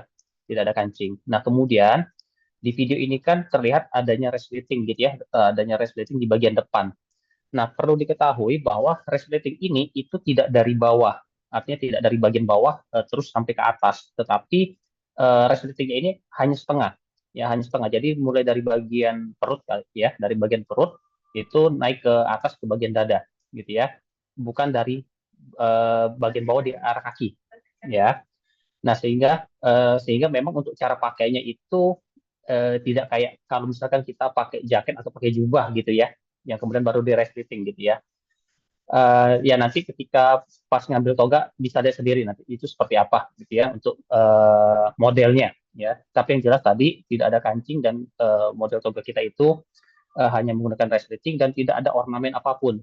Untuk yang S1 ya, untuk yang S1 toga S1 itu tidak ada tambahan apapun, hanya pakaian toganya ini saja plus topi. Tapi kalau untuk yang S2 tadi seperti yang di video itu ada tambahan atribut samir gitu ya. Oke, ini cara cara pakai toganya gitu. Nah, nanti ini ketika ini mungkin perlu disampaikan juga nanti ketika sudah dapat toga untuk pakaiannya sendiri ya itu kalau misalkan saja kalau misalkan mau dicuci ya silakan boleh ya tapi mungkin jangan dikucek-kucek atau gimana gitu ya, mungkin ya cukup direndam saja lah, maksudnya ya, direndam biar rapi biar wangi gitu ya, tapi maksudnya jangan sampai dikucek-kucek nanti gimana gitu, takutnya rusak. Nah, tapi perhatikan untuk yang topi itu jangan dicuci ya, topi jangan dicuci karena topinya itu kan pakai karton di dalamnya, makanya dia bisa keras ya, makanya kalau dicuci kartonnya itu hancur ya, nggak bisa dipakai topinya gitu ya. Jadi kalau mau cuci itu cukup pakaian toganya saja, tapi topinya jangan dicuci. Ya paling dijemur saja lah, atau dikasih pewangi boleh lah, tapi jangan sampai basah banget gitu ya. Nanti nggak bisa dipakai nanti topinya gitu ya.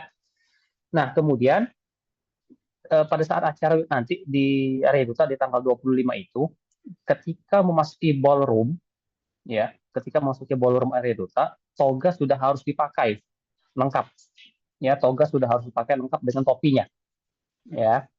Jadi jangan nanti pas masuk ke ballroom itu masih belum siap gitu ya, masih pakai masih pakai pakaian luar gitu ya. Jadi pastikan nanti ketika masuk ke dalam ballroom baju toganya sudah dipakai gitu. Ya. Nah, tadi juga terkait dengan topi ya, topi wisuda. Topinya ini memang di bagian belakangnya itu ada karet ya, sehingga memang dia cukup elastis lah gitu ya, cukup elastis ketika dipakai di kepala. Cuma mungkin ada beberapa kondisi di mana mungkin ya, ini mungkin saja, terutama untuk yang perempuan ya, untuk yang perempuan mungkin topinya ini tidak bisa benar-benar masuk ya ke kepala ya, mungkin karena mungkin pakai hijab atau mungkin ada yang pakai sanggul atau gimana gitu ya. Nah, sehingga ini supaya tidak jatuh ya, mencegah nanti topinya jatuh, apalagi nanti ketika prosesi pemilihan kucir ya, itu kan harus sedikit menunduk. Nah, takutnya jatuh gitu. Maka untuk yang perempuan itu bisa dipeniti atau dikasih jarum lah, maksudnya ya, dijepitkan di rambut ya atau di jilbabnya sehingga tidak jatuh ketika menundukkan kepala nanti gitu ya. Nah, kalau yang laki-laki mungkin bisa diatur gimana lagi itu ya. Kalau misal ya mungkin bisa dites lah ya, mungkin bisa dites pakai ketika nunduk, nah kira-kira jatuh atau enggak gitu ya. Kalau nggak jatuh berarti aman, tapi kalau misalkan wah langsung jatuh nih, nah itu nanti bisa diatur gimana caranya supaya nanti ketika menunduk pada waktu pemindahan kucir itu nggak jatuh topinya gitu ya. Oke, ini untuk tata cara pemakaian toga. Oke, slide berikutnya. Oke, ini untuk undangan ya, untuk undangan wisuda ya tadi ada sedikit informasi sebelumnya gitu ya bahwa undangan wisudanya hanya berlaku untuk 2 orang ya, untuk 2 orang biasanya orang tua atau wali ya, orang tua atau wali. Jadi yang datang ke acara wisuda kita itu nanti 3 orang, satu wisudawan atau wisudawatinya, kemudian 2 orang lagi adalah undangan ya, bisa orang tua atau bisa walinya. Nah, bagi undangan ya orang tua atau wali ya ataupun nanti siapa yang mau datang itu wajib bawa undangan ya, wajib bawa undangannya karena nanti akan di-scan ya, ada barcode-nya yang akan di-scan. Kemudian mengingat kapasitas yang terbatas, maka kita tidak ada penambahan kursi ya, tidak ada penambahan kursi. Jadi satu wisudawan atau satu wisudawati itu hanya dapat satu undangan untuk dua undangan gitu ya, untuk 2 undangan. Jadi datanya itu bertiga, yang masuk ke ballroom itu bertiga. Nah, kemudian tidak diperkenankan membawa anak di bawah umur 12 tahun. Ya. Nah, ini perlu diperhatikan, bukan berarti kemudian eh, kita datang dengan orang tua, 2 orang ya, 2 orang ya, orang tua kita berdua gitu. Terus kita bawa adik kita gitu misalkan. Ya, oh umurnya sudah 13 tahun misalkan. Bukan kayak gitu gitu ya. Anak di bawah umur 12 tahun ini termasuk dari salah satu 2 undangan tadi. Ya. Salah satu dari dua apa namanya 2 undangan ya, bukan berarti nambah gitu ya, bukan berarti nambah. Jadi kan untuk 2 orang ya, untuk 2 orang undangannya mau orang tua kayak atau mau wali atau siapa gitu ya. Nah itu termasuk ya tadi anak-anak tadi gitu ya, misalkan yang datang itu misalkan ya, yang datang itu ibunya dan adiknya misalkan, udah 2 orang itu gitu ya, bukan kemudian berarti ayah ibunya datang kemudian ngajak adiknya juga gitu ya. Enggak seperti itu ya, jadi perlu diperhatikan gitu ya. Kalau misalkan memang ada ya mungkin kepikiran untuk bawa adiknya atau apa gitu ya, masuk ke ballroom ya, yang pertama itu tidak boleh dibawa umur 12 tahun dan ya tadi menjadi salah satu dari 2 undangan tadi gitu ya. Oke, ini untuk undangan wisudanya. Slide berikutnya. Oke, ini untuk cara berpakaian ya, untuk cara berpakaian wisudawan wisudawati. Nah, mengingat tadi toga kita itu polos saja ya, bentuknya kayak terusan gitu, ya tidak ada ornamen apapun sehingga memang pakaian dalam kita itu nggak kelihatan, ya pakaian dalam kita itu nggak kelihatan gitu ya. Nah, tetapi eh, untuk pakaian dalamnya itu bagi yang pria gitu ya, bagi yang pria laki-laki itu pakai kemeja putih tangan panjang, ya pakai kemeja putih tangan panjang dan tidak wajib pakai dasi, tidak wajib pakai dasi. Kalau mau pakai ya silakan, tapi tidak wajib gitu ya. Kemudian menggunakan sepatu yang berwarna gelap, ya sepatu yang berwarna gelap, ya yang umumnya pakai pantofel umumnya gitu ya. Tapi kalaupun misalnya mau pakai model yang lain ya silakan, tetapi modelnya model sepatu dan warnanya warna gelap gitu ya, supaya nanti enak dilihat gitu ya. Nah kemudian apakah perlu pakai jas? Tidak perlu, tidak perlu gitu ya, karena jasnya juga nggak akan kelihatan gitu ya, karena pakai toga gitu ya. Lagi pula nanti kalau misalkan ditambah dengan jas jadi sempit ya, takutnya jadi sempit ketika pakai toganya gitu ya. Sehingga tadi kalau untuk yang wisudawan cukup pakai kemeja putih tangan panjang, tidak wajib pakai dasi, juga tidak wajib pakai jas ya, kemudian sepatu berwarna gelap yang nyaman. Nah, untuk pakai bawahnya pakai span ya, pakai span panjang karena nanti kan toga kita itu hanya menutupi sampai bagian dengkul ya, hanya menutupi sampai bagian dengkul sehingga ya tadi ya kalau pakai celana pendek kan ya nanti kelihatan kakinya kan ya, telanjang kakinya telanjang gitu kelihatan, maka pakai span ya, spannya juga warna gelap ya, ya warna hitam lah, paling umumnya warna hitam gitu ya spannya. Oke, ini untuk yang wisudawan. Berikutnya untuk yang wisudawati,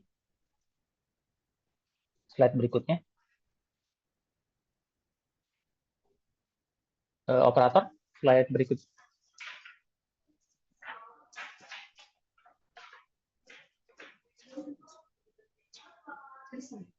Oke, ini untuk yang tata cara berpakaian wisudawati.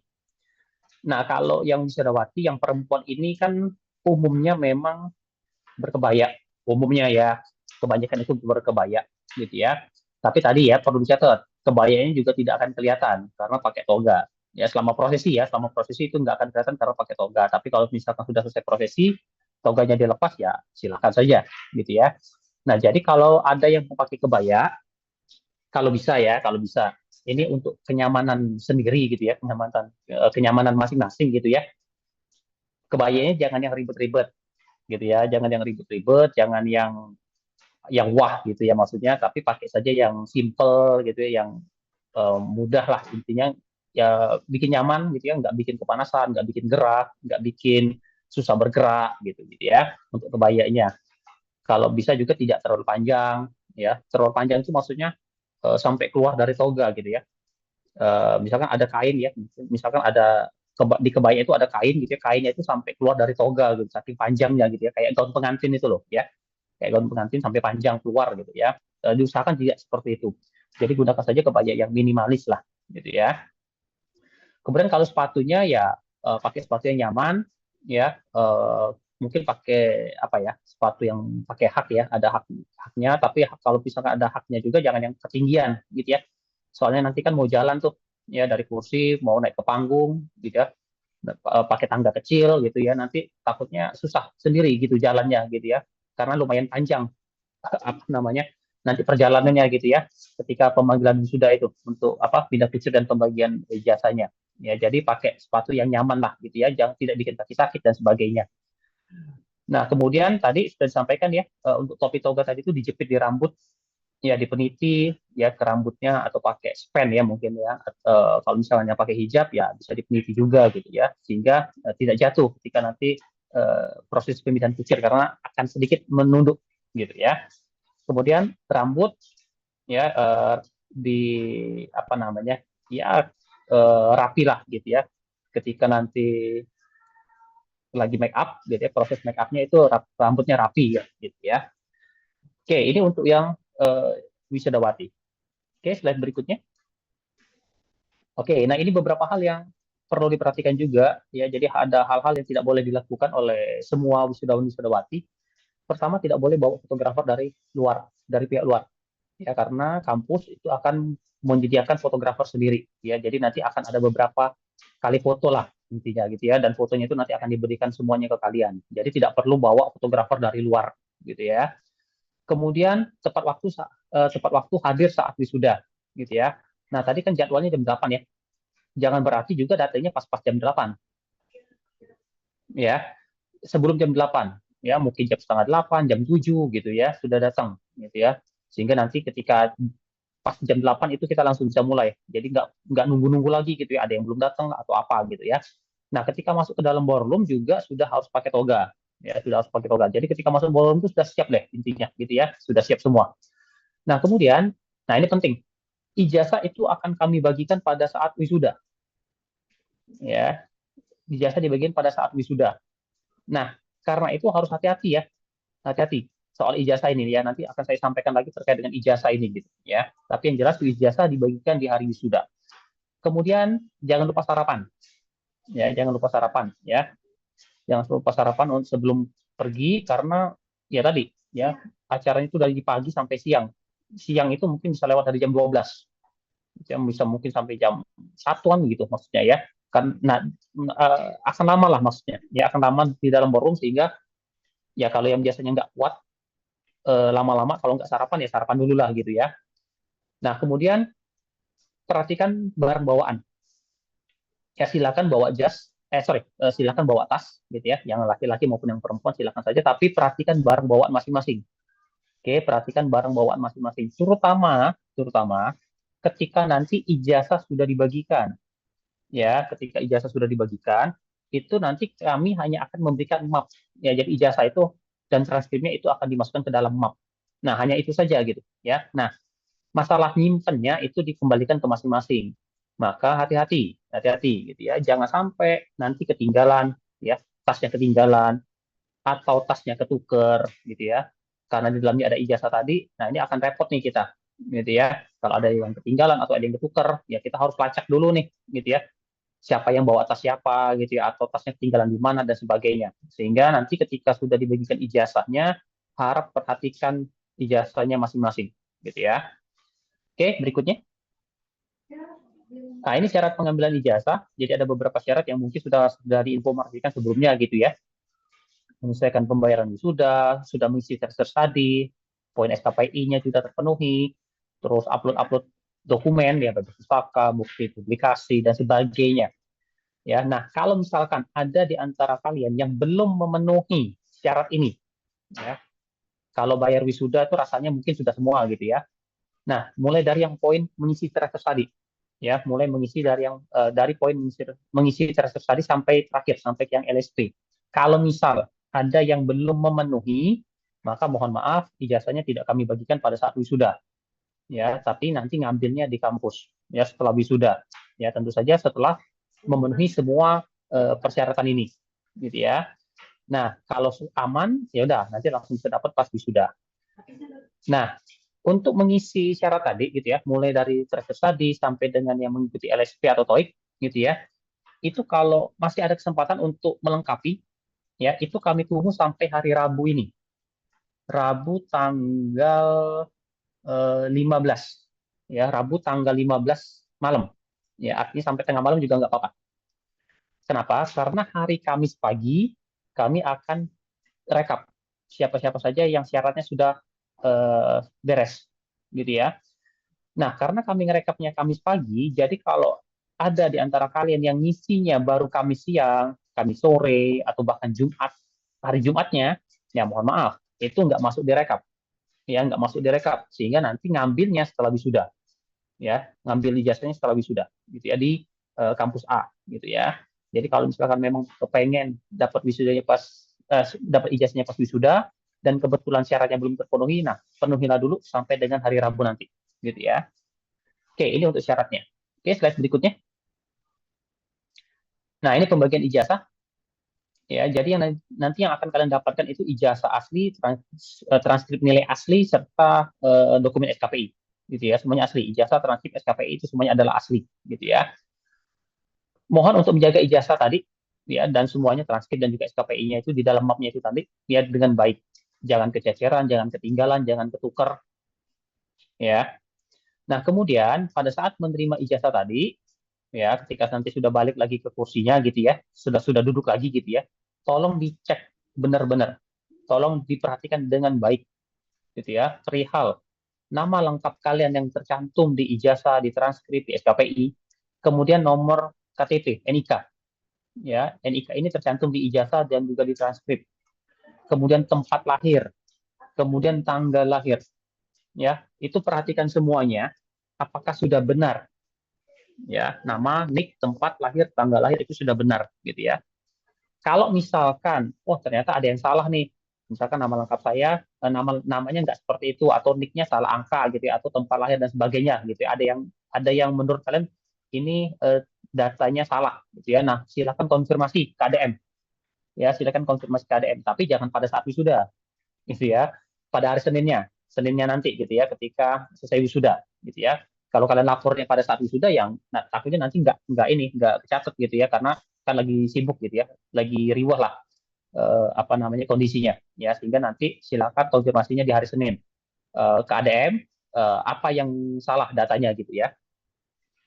Nah, ijazah itu cuma diberikan satu kali, maka tadi harus dijaga dengan baik. Jadi kalau hilang gitu ya, atau misalkan rusak, kececeran nggak tahu kemana, robek, basah, kena air, dan sebagainya, itu nggak ada penggantian. Tidak ada penggantian dalam bentuk asli.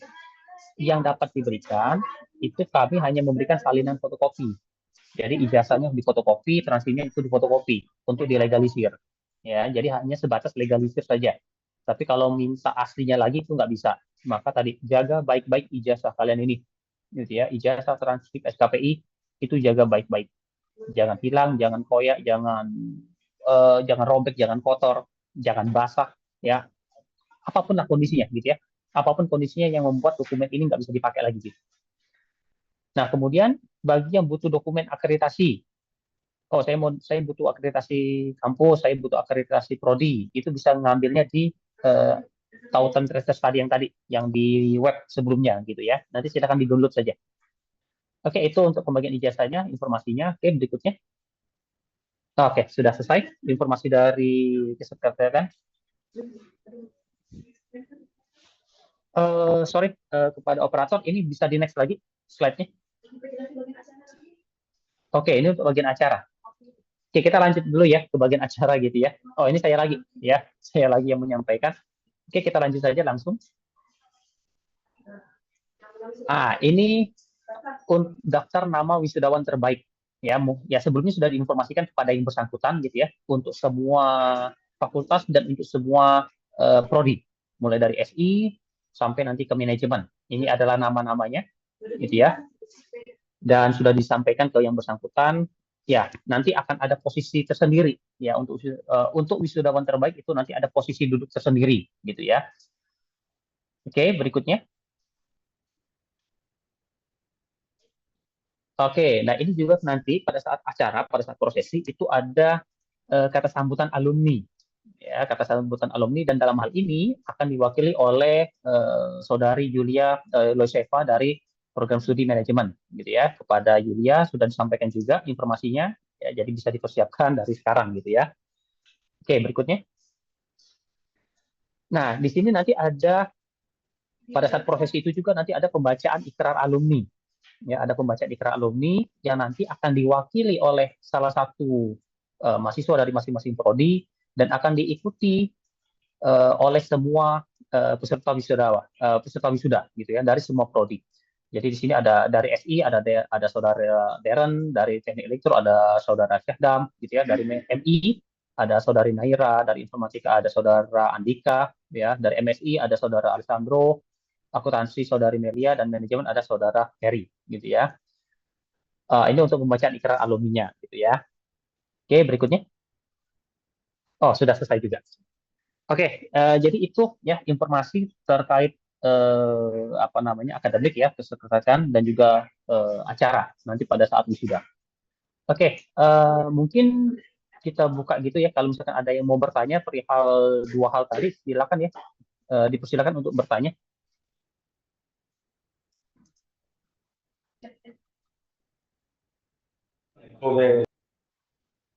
Ada kepada yang bergabung di Zoom kita ini? Baik, apakah ada yang ingin ditanyakan? Boleh open mic atau di kolom chat juga boleh. Kalau misalnya kurang jelas. Siang Pak, halo.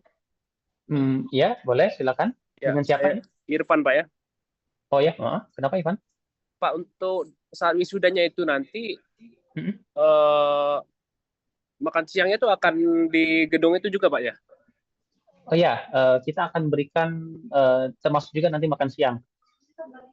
Iya, kenapa? Iya, tetapi nanti kalau untuk yang bagian konsumsi itu nanti ada bagiannya, ya. Jadi ada seksi konsumsi yang nanti akan menjelaskan informasinya. Tapi yang bisa saya sampaikan memang nanti akan ada makan siang. Ya, baik Pak. Cukup. Terima kasih Pak. Oke, ya sama-sama. Oke, di sini ada di chat ya. Dari Erika ya, Erika Febriani. Ballroom bisa dipakai sampai jam berapa? Nggak bisa lama-lama, artinya sampai dengan prosesi kita selesai. Ya mungkin setelah selesai gitu ya, mungkin masih ada acara-acara, ngumpul-ngumpul. Kalau misalkan jam 1 selesai, mungkin jam 2, maksimal jam 2. Ya biasanya setelah jam 2 itu pihak Arya Duta itu akan langsung membereskan ballroomnya. Jadi memang nggak bisa lama-lama gitu ya. Oke, untuk Excel, baju pria wajib kemeja putih. Bagusnya sih baju putih. Ya, bagusnya baju putih. Kalaupun misalkan ya rasa-rasanya kalau kemeja putih ya gampang lah ya nyarinya gitu ya. Nggak susah amat lah kalau mau cari kain kemeja putih. Tapi kalaupun misalkan saja, oh nggak ada nih kemeja putih, ya silakan saja pakai baju yang lain, warna yang lain. Tapi kalau bisa jangan warnanya mencolok gitu ya. Jangan warnanya mencolok. Karena kan toga kita itu kan mayoritas hitam tuh. Ya, warnanya hitam tuh kan. Jadi dicocok-cocokin aja lah gitu ya dengan toganya gitu ya. Oke, ini dari Putra. Oh, masih kerja tanggal 20. Oh iya, boleh diwakilkan. Ya, ada syarat dokumen, rasanya nggak ada sih. Ya, nanti kami catat saja yang ngambilnya siapa gitu ya. Link tracer study. Link transkrip tadi nanti di-share ya. Untuk transkrip tadinya nanti bisa dicek oleh Ibu Kristina nanti share-nya. Pengambilan toga bisa diambil selain hari lain. Ya, sebenarnya bisa saja. Ya, tapi maksudnya jangan dekat-dekat pas mau wisudanya juga gitu ya. Untuk tempat duduknya sesuai angkatan. Untuk tempat duduk nanti ada urutan. Ada urutannya dan ada posisinya masing-masing. Jadi tidak bisa pilih sendiri posisinya gitu ya. Sudah ada urutannya masing-masing. Jadi nanti di kursinya itu sudah ada nama. Di kursi tempat duduk itu di adusan nanti sudah ada namanya. Kalian jangan tukar-tukeran. Ya, kalian jangan tukar-tukeran tempat duduk gitu ya. Wah, teman saya di depan tuh, saya mau pindah ke depan biar dekat dengan teman saya. Jangan. Itu nanti akan mengacaukan pada saat prosesi pemilihan kucir gitu ya.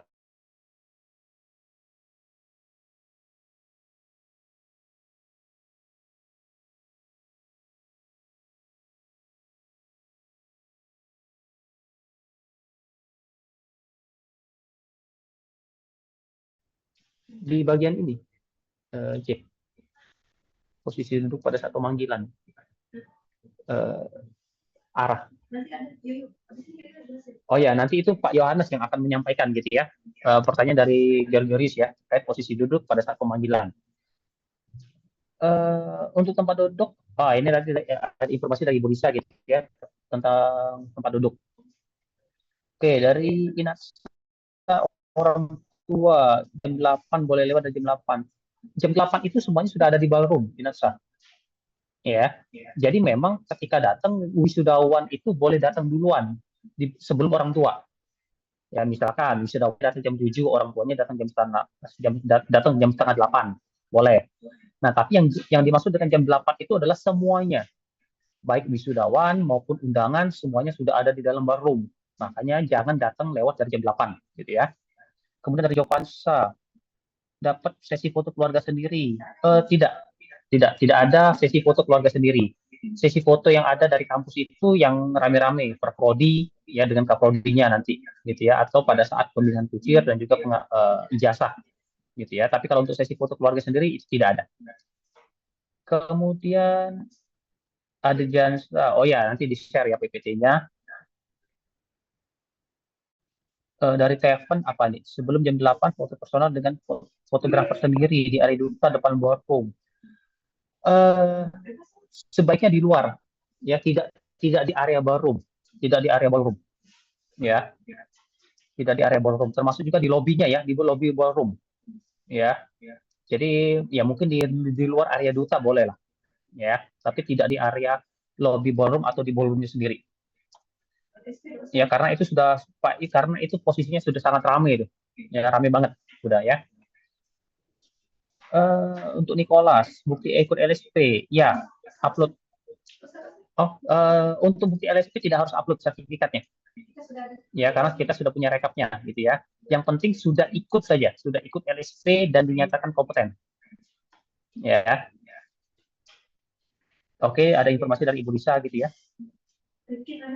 Oke, dari Frans, pengambilan toga jam 8 malam, Frans. Seprianti, tamu undangan, ya on time. Ya, itu on time juga. Raffi, wali orang tua wajib datang. Ya, sebaiknya datang sih. Ya, sebaiknya datang meskipun tidak wajib. Tapi kan saya yang undangannya 2 orang kan. Ya, kalau misalkan orang tuanya berhalangan, ya siapa misalkan gitu ya. Mungkin bisa walinya, atau bisa saudara gitu ya. Mungkin atau om, tantenya gitu ya. Maksud itu ya, sayang aja undangannya gitu ya. Kalau nggak ada yang datang gitu ya. Rifki, apa ini? Memasuki ballroom, oh ya, nanti ada absensi. Ada absensi dulu, ya, yang wisudawan dan yang orang tua tadi, ya makanya tadi orang tua tadi itu harus atau undangannya itu harus bawa undangan karena mau scan. Ya ada scan barcode, jadi jangan ditinggal atau jangan nggak dibawa undangannya, gitu ya. Kalau yang wisudawan ya nanti diarahkan lah, ya nanti diarahkan oleh seksi penerima tamu gitu ya. Siapa nih pengguna Zoom ini? Ngambil tanggal 24 dari luar Palembang. Ya, boleh lah. Mm-mm.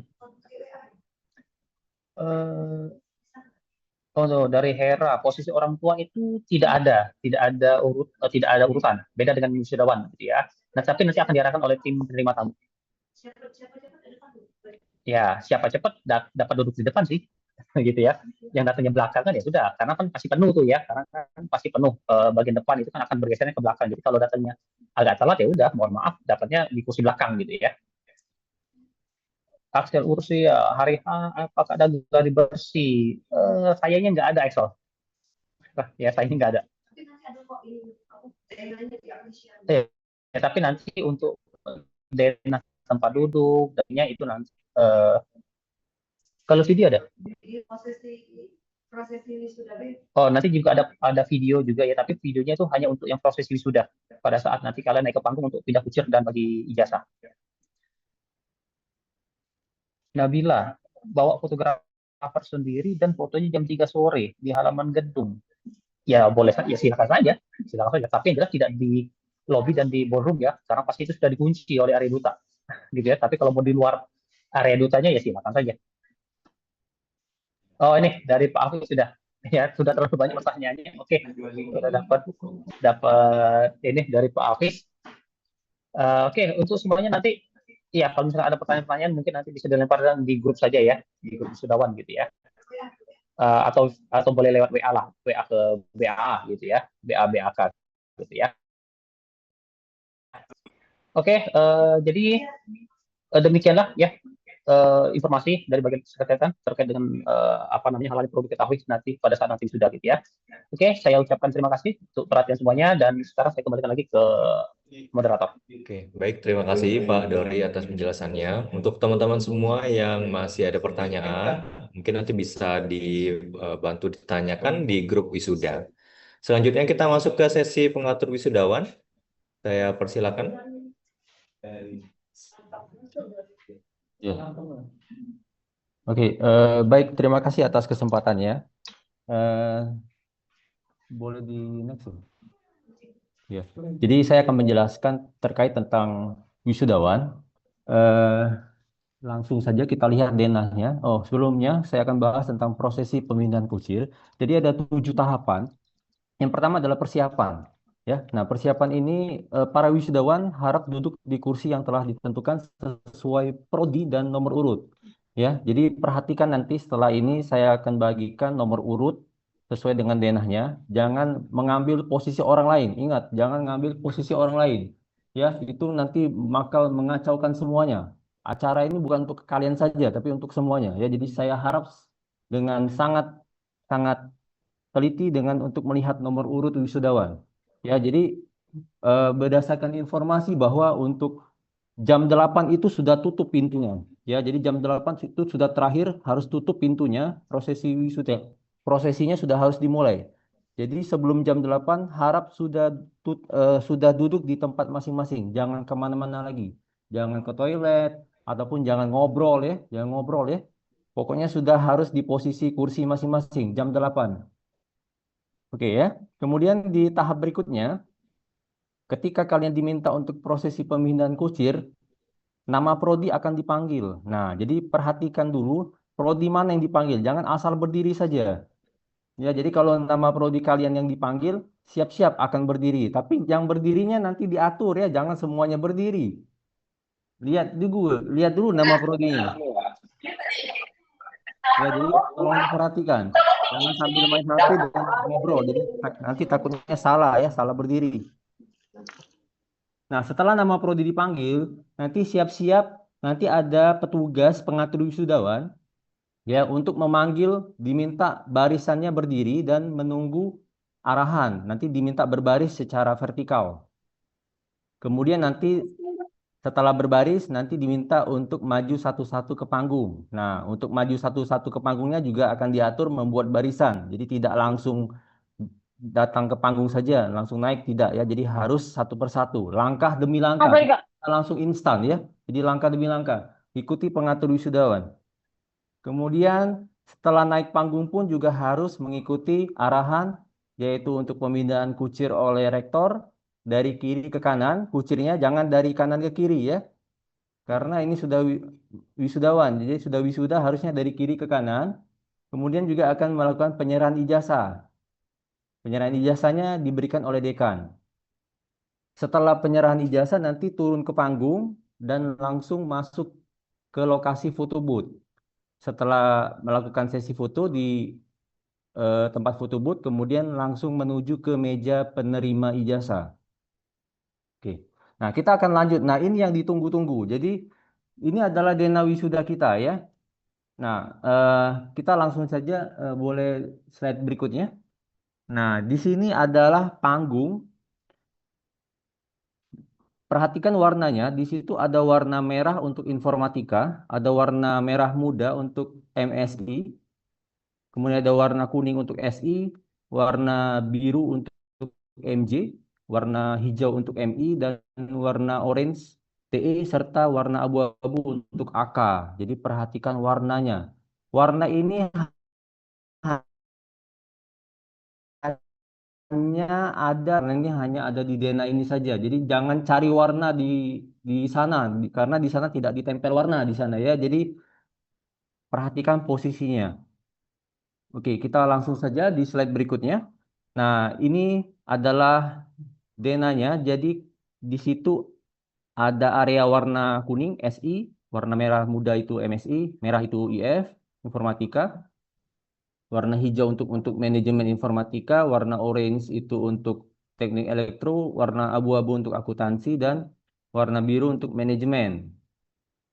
Nah, urutan pemanggilannya adalah untuk prodi MSI dulu. Jadi, urutan pertama pemanggilan wisudawan ke panggung itu MSI, urutan keduanya adalah SI, urutan ketiganya informatika, urutan keempatnya adalah MI, manajemen informatika, urutan kelimanya adalah teknik elektro, TE ya, urutan keenamnya akuntansi, AK, dan urutan terakhir, urutan ketujuh adalah manajemen, MJ. Oke, dan di situ kalian diminta mengikuti arah panah ya, jadi mengikuti tanda arah panahnya kemana. Jadi kalau diminta untuk maju itu nanti ikuti panah atau panah kiri sesuai Dena. Kalian juga akan didampingi 10 pengatur wisudawan. Jadi ada 10 pengatur wisudawan. Pertama yang di titik A itu adalah saya. Kemudian titik B itu ada Pak Dery Alamsyah. Di titik C ada Pak Muhajir. Di D ada Pak David ya. Di E ada Pak Heri Widakdo. Di titik F ada Bu Desi Febriana. Di titik G ada Bu Yohanita. Di titik H ada Bu Ceria. Di titik I ada Bu Triana, dan di titik J ada Bu Dian Novita. Ya, jadi ada 10 pengatur wisudawan sesuai dengan posisi yang terdekat ya. Kemudian saya minta juga untuk perhatikan pada saat prosesi baris menuju panggung. Ya, silakan next. Nah, ini adalah salah satu contoh, misalnya di urutan pemanggilannya adalah dipanggil untuk prodi sistem informasi. Nah, ini prodi sistem informasi dipanggil. Artinya, barisan pertama, yaitu nomor 1 sampai dengan nomor 23, itu akan bergeser ke kanan dan membentuk barisan memanjang ke belakang. Ya, jadi diminta untuk nomor kursi 1 sampai dengan nomor kursi 23 untuk prodi SI, diminta untuk bergeser ke kanan dan membuat barisan ke belakang 1 sampai 23 ya. Kemudian next kita akan lihat setelah itu nomor 1, 2, 3 itu diminta untuk melangkah maju ya, sesuai dengan dari titik A ke titik B dulu, kemudian langsung ke titik C. Di titik C itu dipastikan ada 3 wisudawan yang menunggu untuk naik ke panggung. Jadi situasinya adalah 3 wisudawan sudah harus ada di titik C, kemudian di titik B ada 1, dan di titik A itu sisanya. Ya, jadi ketika nama wisudawannya dipanggil, maka nomor 1 di titik C akan menuju naik ke panggung. Kemudian nomor 2 akan mengisi posisi di nomor 1 sebelumnya. Kemudian nomor 4 itu di titik B ya, di titik B akan menuju ke titik C. Jadi itu menuju panggungnya satu persatu, barisnya makin lama makin berkurang, tapi akan diisi dengan baris di belakangnya. Oke. Nah, kemudian nanti di titik A saya itu ada di titik A, akan memanggil baris kedua. Baris kedua adalah di nomor urut 24 sampai dengan 46. Itu untuk berbaris memanjang lagi. Dan seterusnya. Sampai di prodi SI habis, nanti urutan berikutnya prodi IF akan saya panggil baris pertama yaitu nomor urut 1 sampai dengan nomor urut 23 juga akan berbaris memanjang. Boleh di next Pak slide-nya. Nah, ini juga contoh untuk prodi IF ya. Sama, cuman berbeda dengan prodi SI. Kalau SI itu karena posisinya di kiri maka barisnya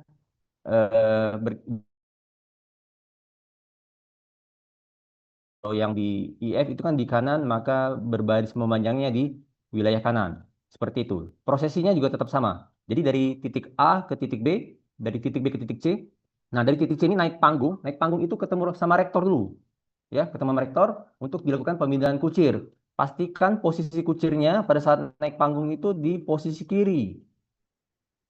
Nah, nanti yang memindahkan kucir kalian adalah rektor. Dipindahkan dari kiri ke kanan. Nah, pada saat mau memindahkan itu kalian diminta untuk menunduk. Bukan berlutut, menunduk. Ya, menunduk. Kemudian setelah dipindahkan kucirnya, kalian langsung maju lagi untuk menemui dekan.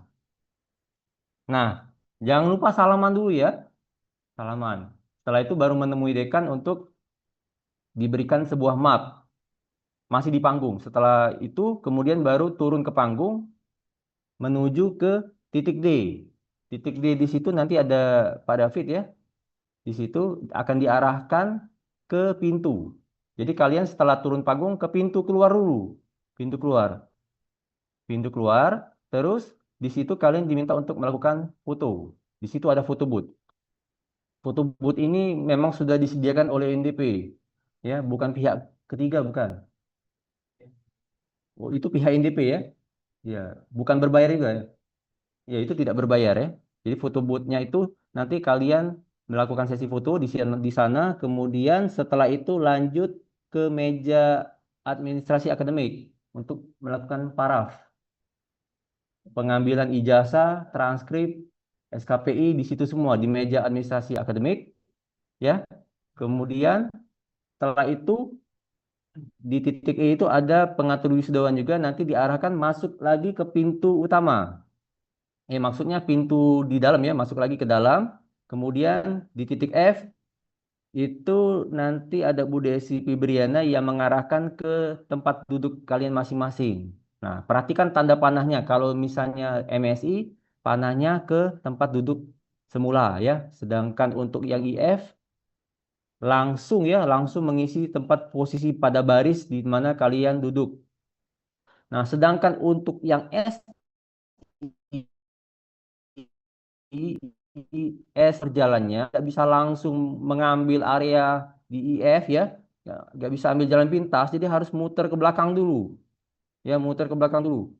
Jadi untuk SI dan MJ itu harus ke titik F, kemudian mundur ke G ke belakang, sudah ke G, ke H, ke I dan baru ke J ya. Kalaupun misalnya SI itu posisinya harus dari kiri ke kanan lagi masanya.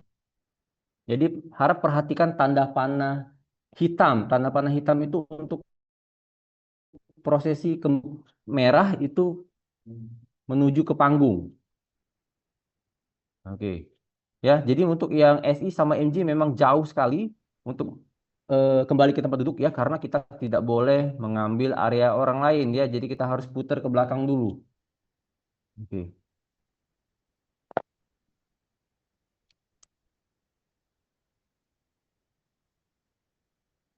Nah, boleh di slide berikutnya, Pak.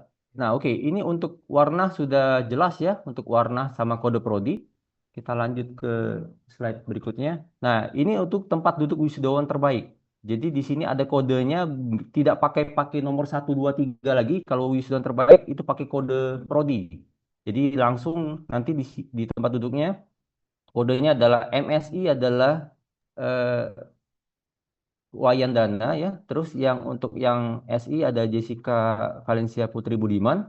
Terus ada IF Nicholas Willianto, MI Hayunizar, TE ada Marco Raffinelli Brian, AK ada Cindy, dan MG ada Vicky Putri Amelia.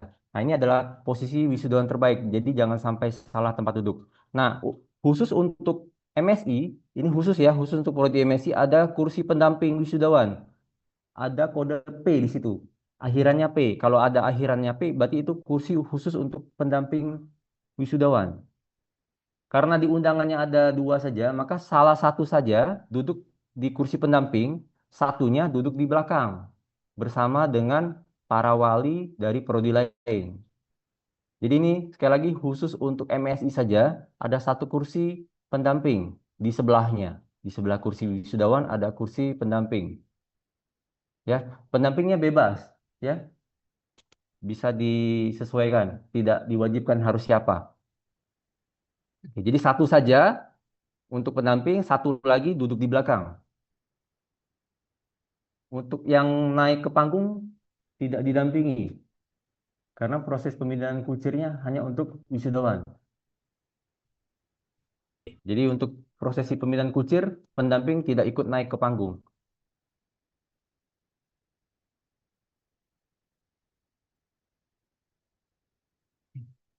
Oke, kita lihat ke slide berikutnya.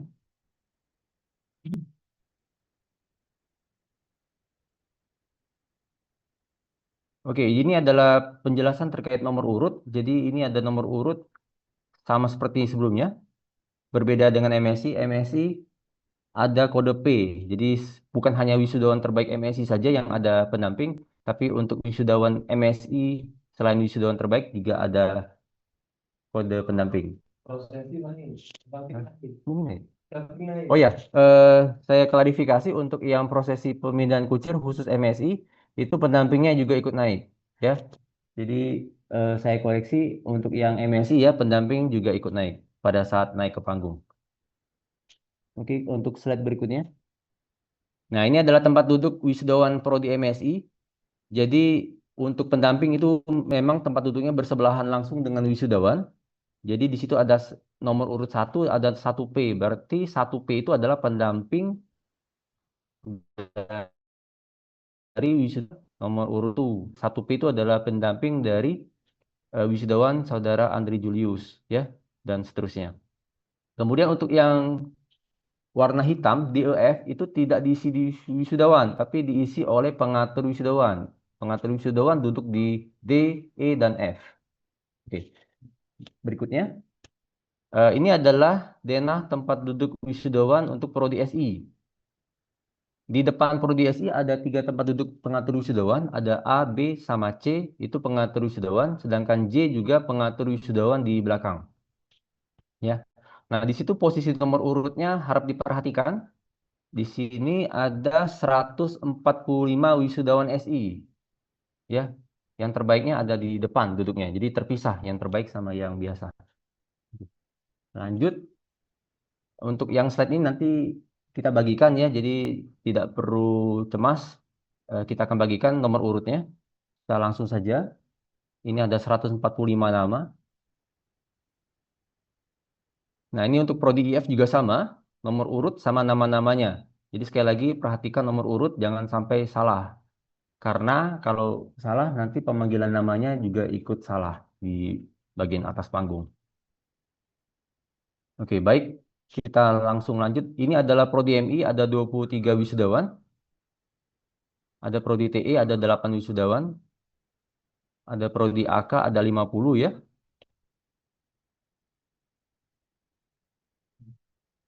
Oke, ini ada prodi MJ. Ya, sama ya, tidak ada penambahan sama dengan prodi lain. Nah, ini adalah video tata pemindahan kucir dan ini ya prosesi pemberian ijazah. Mari kita simak videonya. Tata cara pemindahan kucir. Wisudawan dan wisudawati dipersilakan untuk berdiri dan berbaris sesuai dengan nomor urut serta menunggu arahan dari petugas pengatur wisudawan.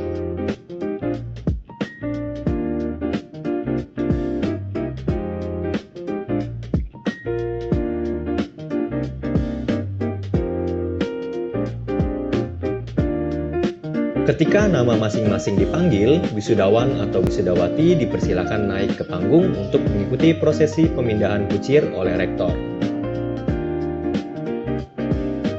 Selanjutnya dilakukan penyerahan ijazah oleh dekan.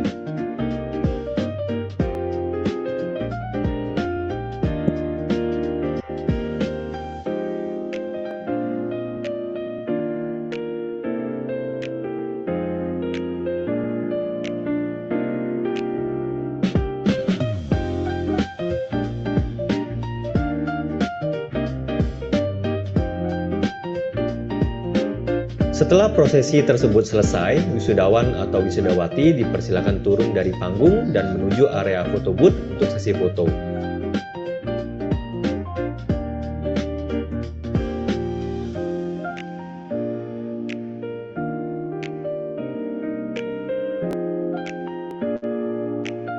Setelah sesi foto selesai, wisudawan dipersilakan untuk menuju ke meja pengambilan ijazah.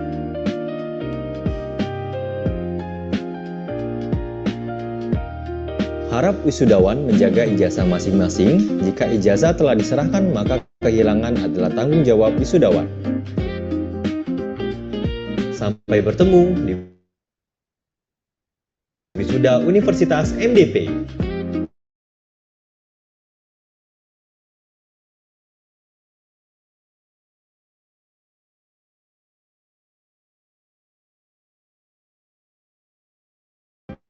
Itu logo MDP-nya di depan, jadi pastikan mapnya itu ditunjukkan ya di depan kamera.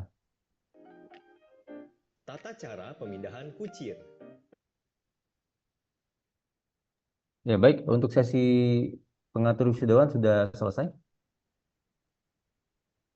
Saya kembalikan ke moderator. Oke, baik. Baik, terima kasih Pak Yohanes atas penjelasannya.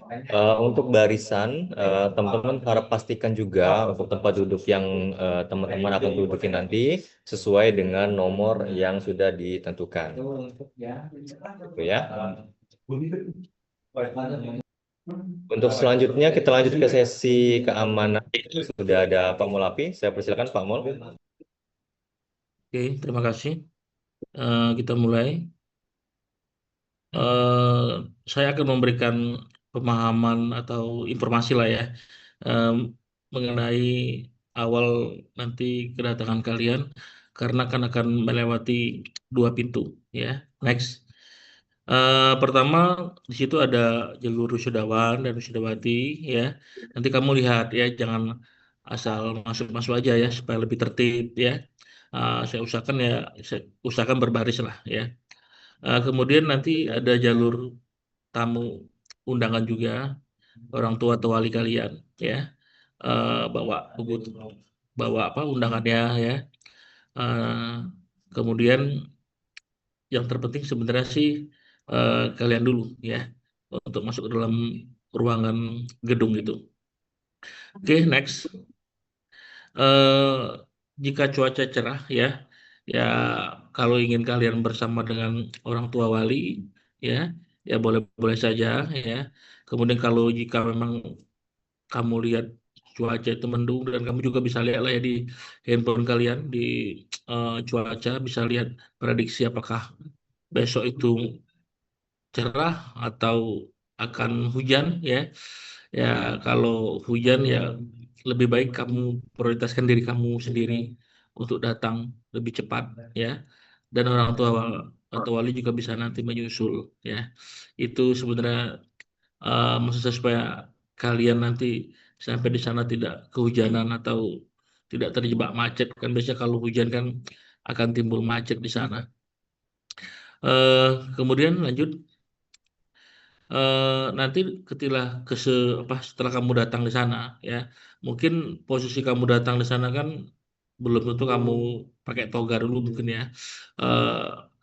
Kamu nanti bisa masuk ke gedung tersebut, kemudian nanti kamu bisa ke toilet, di situ ada ruang atau ada kaca ya, kamu bisa berbenah di situ di dalamnya, dan juga nanti bisa panitia ya, dosen-dosen akan membantu kalian untuk merapikan pakaian kalian. Mungkin dari motor atau dari mobil masih kusut ya, jadi bisa dirapikan sehingga penampilan kamu ketika di foto atau di sesi acara kan tampak rapi, seperti itu maksudnya.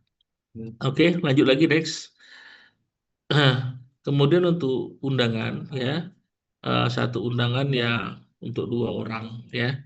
Jadi mohon, ini udah sering diingatkan sama panitia yang lain ya, sering diulang-ulang agar kalian paham aturannya ya. Oke, next. Kemudian untuk mekanisme pergantian tamu di dalam gedung, nanti kamu bisa informasikan ke orang tua kamu atau wali kamu ya. Nanti kalau mereka misalnya sudah di dalam kemudian butuh keluar atau ada kebutuhan apa gitu ya, mau keluar gedung, nanti panitia akan memberikan kartu tanda gitu ya, bahwa mau keluar dahulu ya. Tapi kalau bisa sih jangan terlalu lama ya. Oke, next. Nah, kemudian juga kamu harus tahu, nanti ketika kamu datang sampai di gedung area duta, saya mohon langsunglah ya masuk ke dalam gedung ya. Kalau mau foto-foto di dalam, ya silakan foto-foto di dalam dulu ya. Nggak usah kamu nongkrong di parkiran, nggak usah kamu sambil ngerokok nunggu siapa itu, nggak usah ya. Langsung masuk aja ke dalam gedung ya. Jangan sampai apa istilahnya nggak enak lihat orang ya kalau kamu nongkrong-nongkrong di sekitar situ ya. Kemudian lagi batas usia ya, yang jelas anak kecil ya kami anggap sih yang di bawah umur 12 tahun. Jadi mohon untuk ikut aturannya ya, nggak bisa masuk ke dalam ya. Sangat mohon tuh jangan sampai masuk ke dalam, soalnya ini sesi acara kan untuk kalian, jangan sampai nanti terjadi hal-hal yang tidak diinginkan ya. Jadi suasananya tetap kondusif di dalam. Oke, next, lanjut. Nah, ini ringkasan dari saya tadi. Kalau bisa sih kamu, triknya sih kalau bisa sih datangnya jam 30 udah di sana ya. Dan kalau misalnya cuacanya mendung ya kamu terlebih dahulu lah ya, datang duluan. Undangannya kasih ke orang tua saja ya. Dan anak kecil juga tidak diperbolehkan masuk. Jangan sampai ada juga yang merokok atau menggunakan vape ya. Oke, segitu aja penyampaian dari saya ya. Jika ada yang ingin tanyakan, boleh kamu tanyakan. Oke, sudah cukup ya. Sekian. Terima kasih.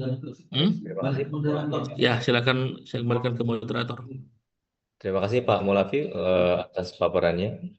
Untuk teman-teman semua, ada yang ingin ditanyakan mungkin terkait dengan pendamping ketika nanti wisuda?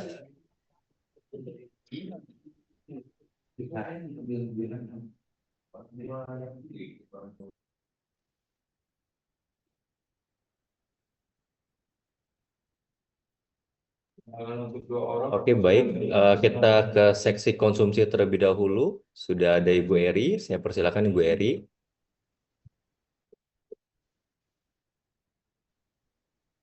Oke, terima kasih Pak Bambang. Oke, bismillahirrahmanirrahim.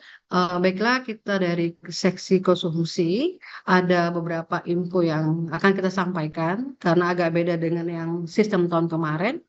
Silakan di next. Oke. Jadi untuk sesi konsumsi kita bagi 2 menu. Yang pertama adalah menu yang disediakan oleh Arya Duta. Yang kedua adalah menu untuk konsumsi yang vegetarian. Nah, berdasarkan hasil data yang telah kami kirim, terdapat 9 mahasiswa. Ini tolong dilihat ya, kalau misalnya ada keliru, diinfokan saja. Jadi ada 9 data mahasiswa yang memesan vegetarian. Jadi semuanya 1 kecuali Lucky itu pesannya 2. Nah, untuk ini kami sampaikan bahwa untuk pengambilan konsumsi, karena tahun ini kita sudah menggunakan by system, menggunakan aplikasi, tidak seperti dulu kita harus manual, kita posisikan jumlah konsumsi per meja sesuai prodi kalau tahun dulu.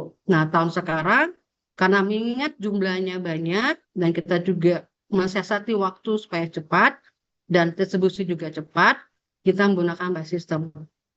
Nah, di sini untuk meja konsumsi kita bagi ada, kalau untuk mahasiswa itu ada 6 ya, 1 khusus untuk vegetarian. Jadi 5 ini nanti semua bisa mengambil tempat di mana bukan kupon ya. Jadi ada nanti kita pakai barcode menggunakan undangan, jadi undangannya tidak boleh hilang. Jadi kayak kita tadi masuk buka undangan, mengambil konsumsi juga pakai undangan.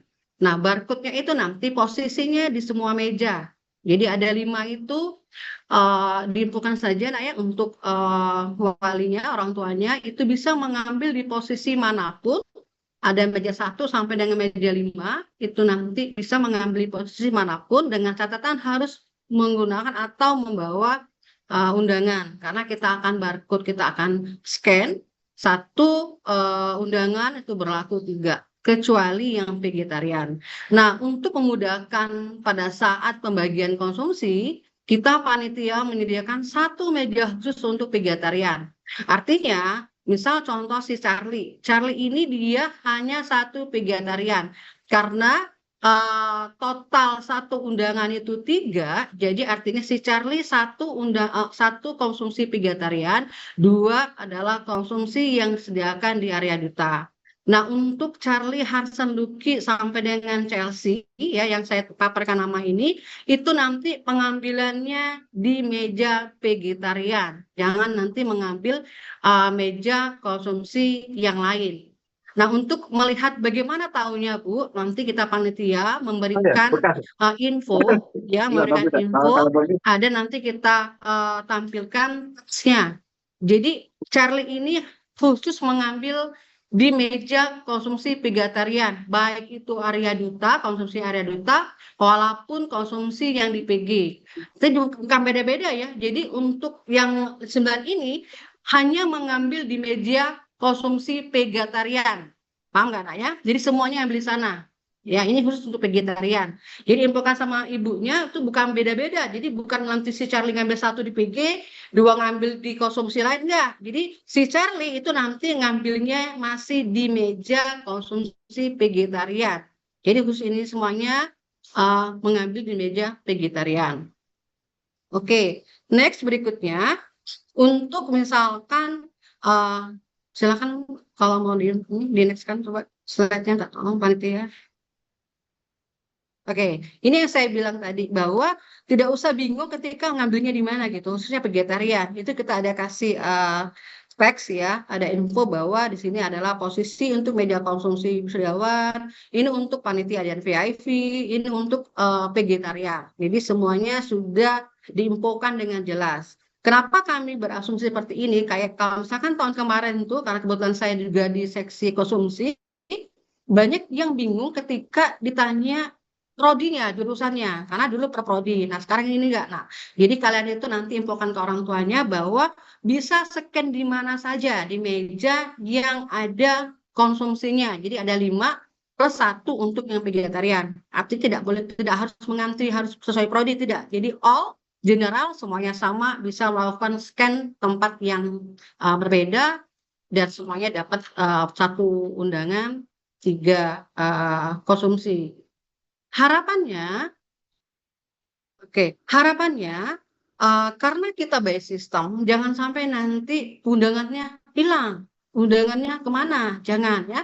Jadi diinfokan sama orang tuanya untuk pengambilan konsumsi itu masih menggunakan barcode di undangan. Jadi tolong jangan hilang. Karena akan membuat bingung si panitia ketika undangannya tidak ada, karena kami tidak bisa masukkan data di undangan. Kalau saya rasa sih salah satu misalnya karena diskusi sama Pak Mensa terkait bikin aplikasi pakai NPM, tapi di analogi saya itu takutnya orang tua tuh nggak mungkin hafal NPM ya. Jadi harapannya tolong jangan sampai undangannya hilang ya. Oke, ini contoh aplikasinya. Jadi ini aplikasi yang akan kita buat ya, karena MDP ini kampus inovasi ya, jadi terus membuat inovasi semuanya sistem, jadi biar cepat. Karena gini, oh ya,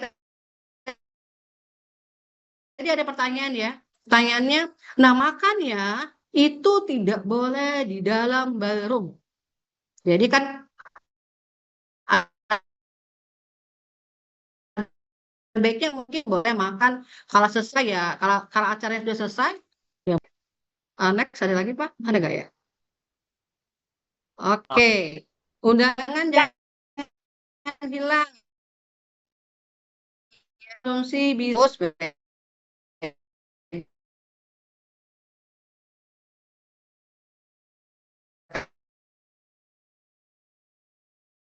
terpisah. Oh ya,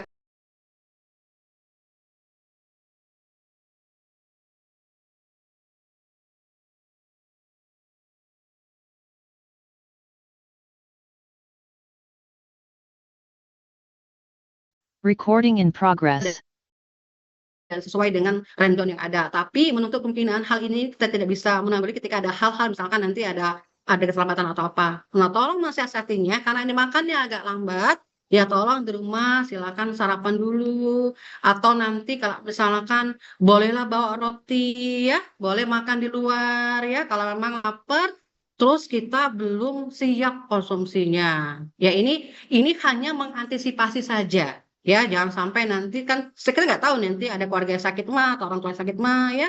Itu saja yang dari konsumsi. Dan nanti kami sediakan air minum nah ketika misalkan haus ya. Jadi di meja-meja konsumsi kita sediakan hanya air minum saja. Ya. Oke.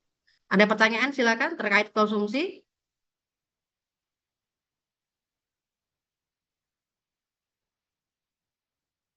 Ya, nampaknya oke ya. Silakan kalau ada pertanyaan. Jadi kalau nanti lapar ya, ya lihat buka Bu Eri aja ya. Ya, Bu Eri di mana konsumsi gitu ya. Iya. Ada Bu Lisa juga pihak konsumsi juga itu ya. Oke, nah ada lagi pertanyaan? Ada yang mau nanya silakan. Ya, kayaknya tidak ada. Pak Bambang, Baik, terima silakan Kak kasih Bambang. Ibu Eri atas paparannya.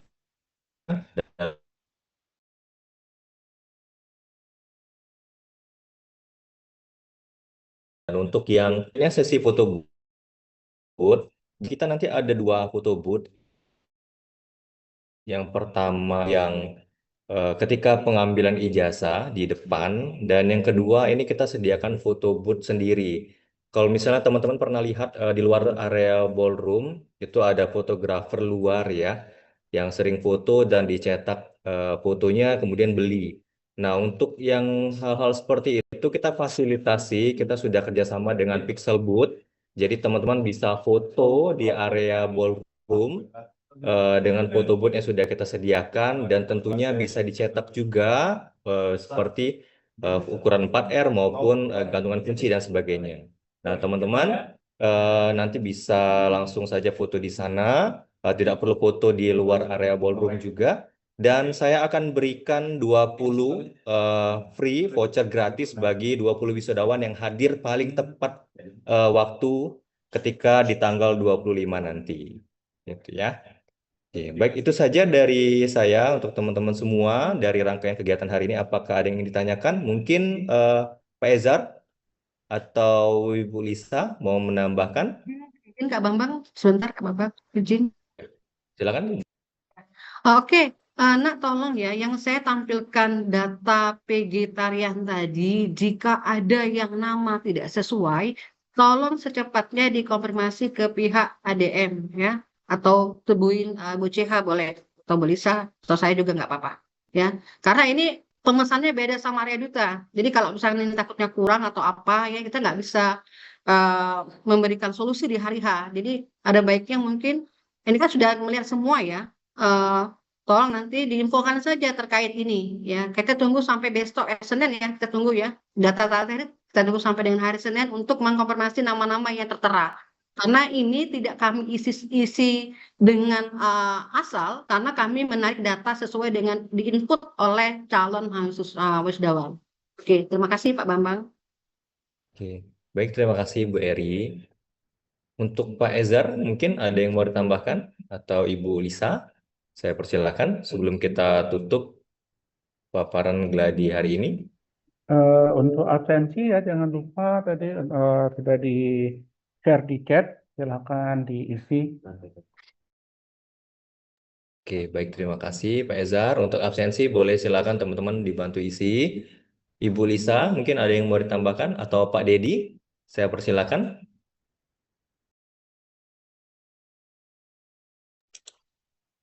Cukup, Pak. Emang PPT-nya dikirim dulu ya.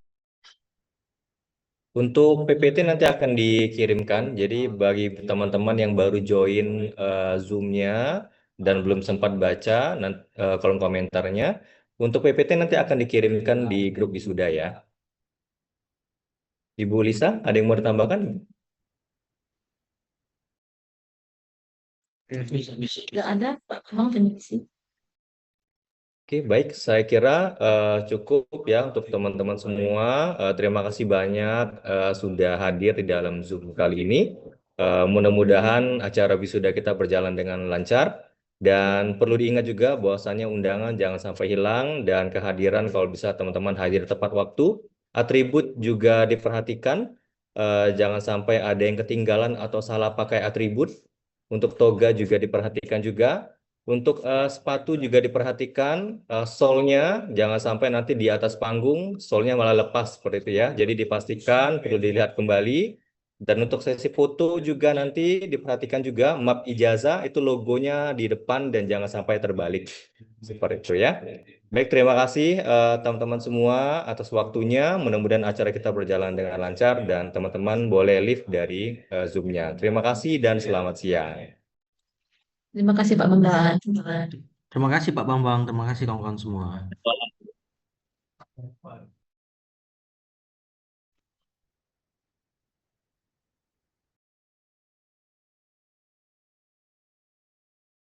Terima kasih semua, sampai ketemu lagi. Bye.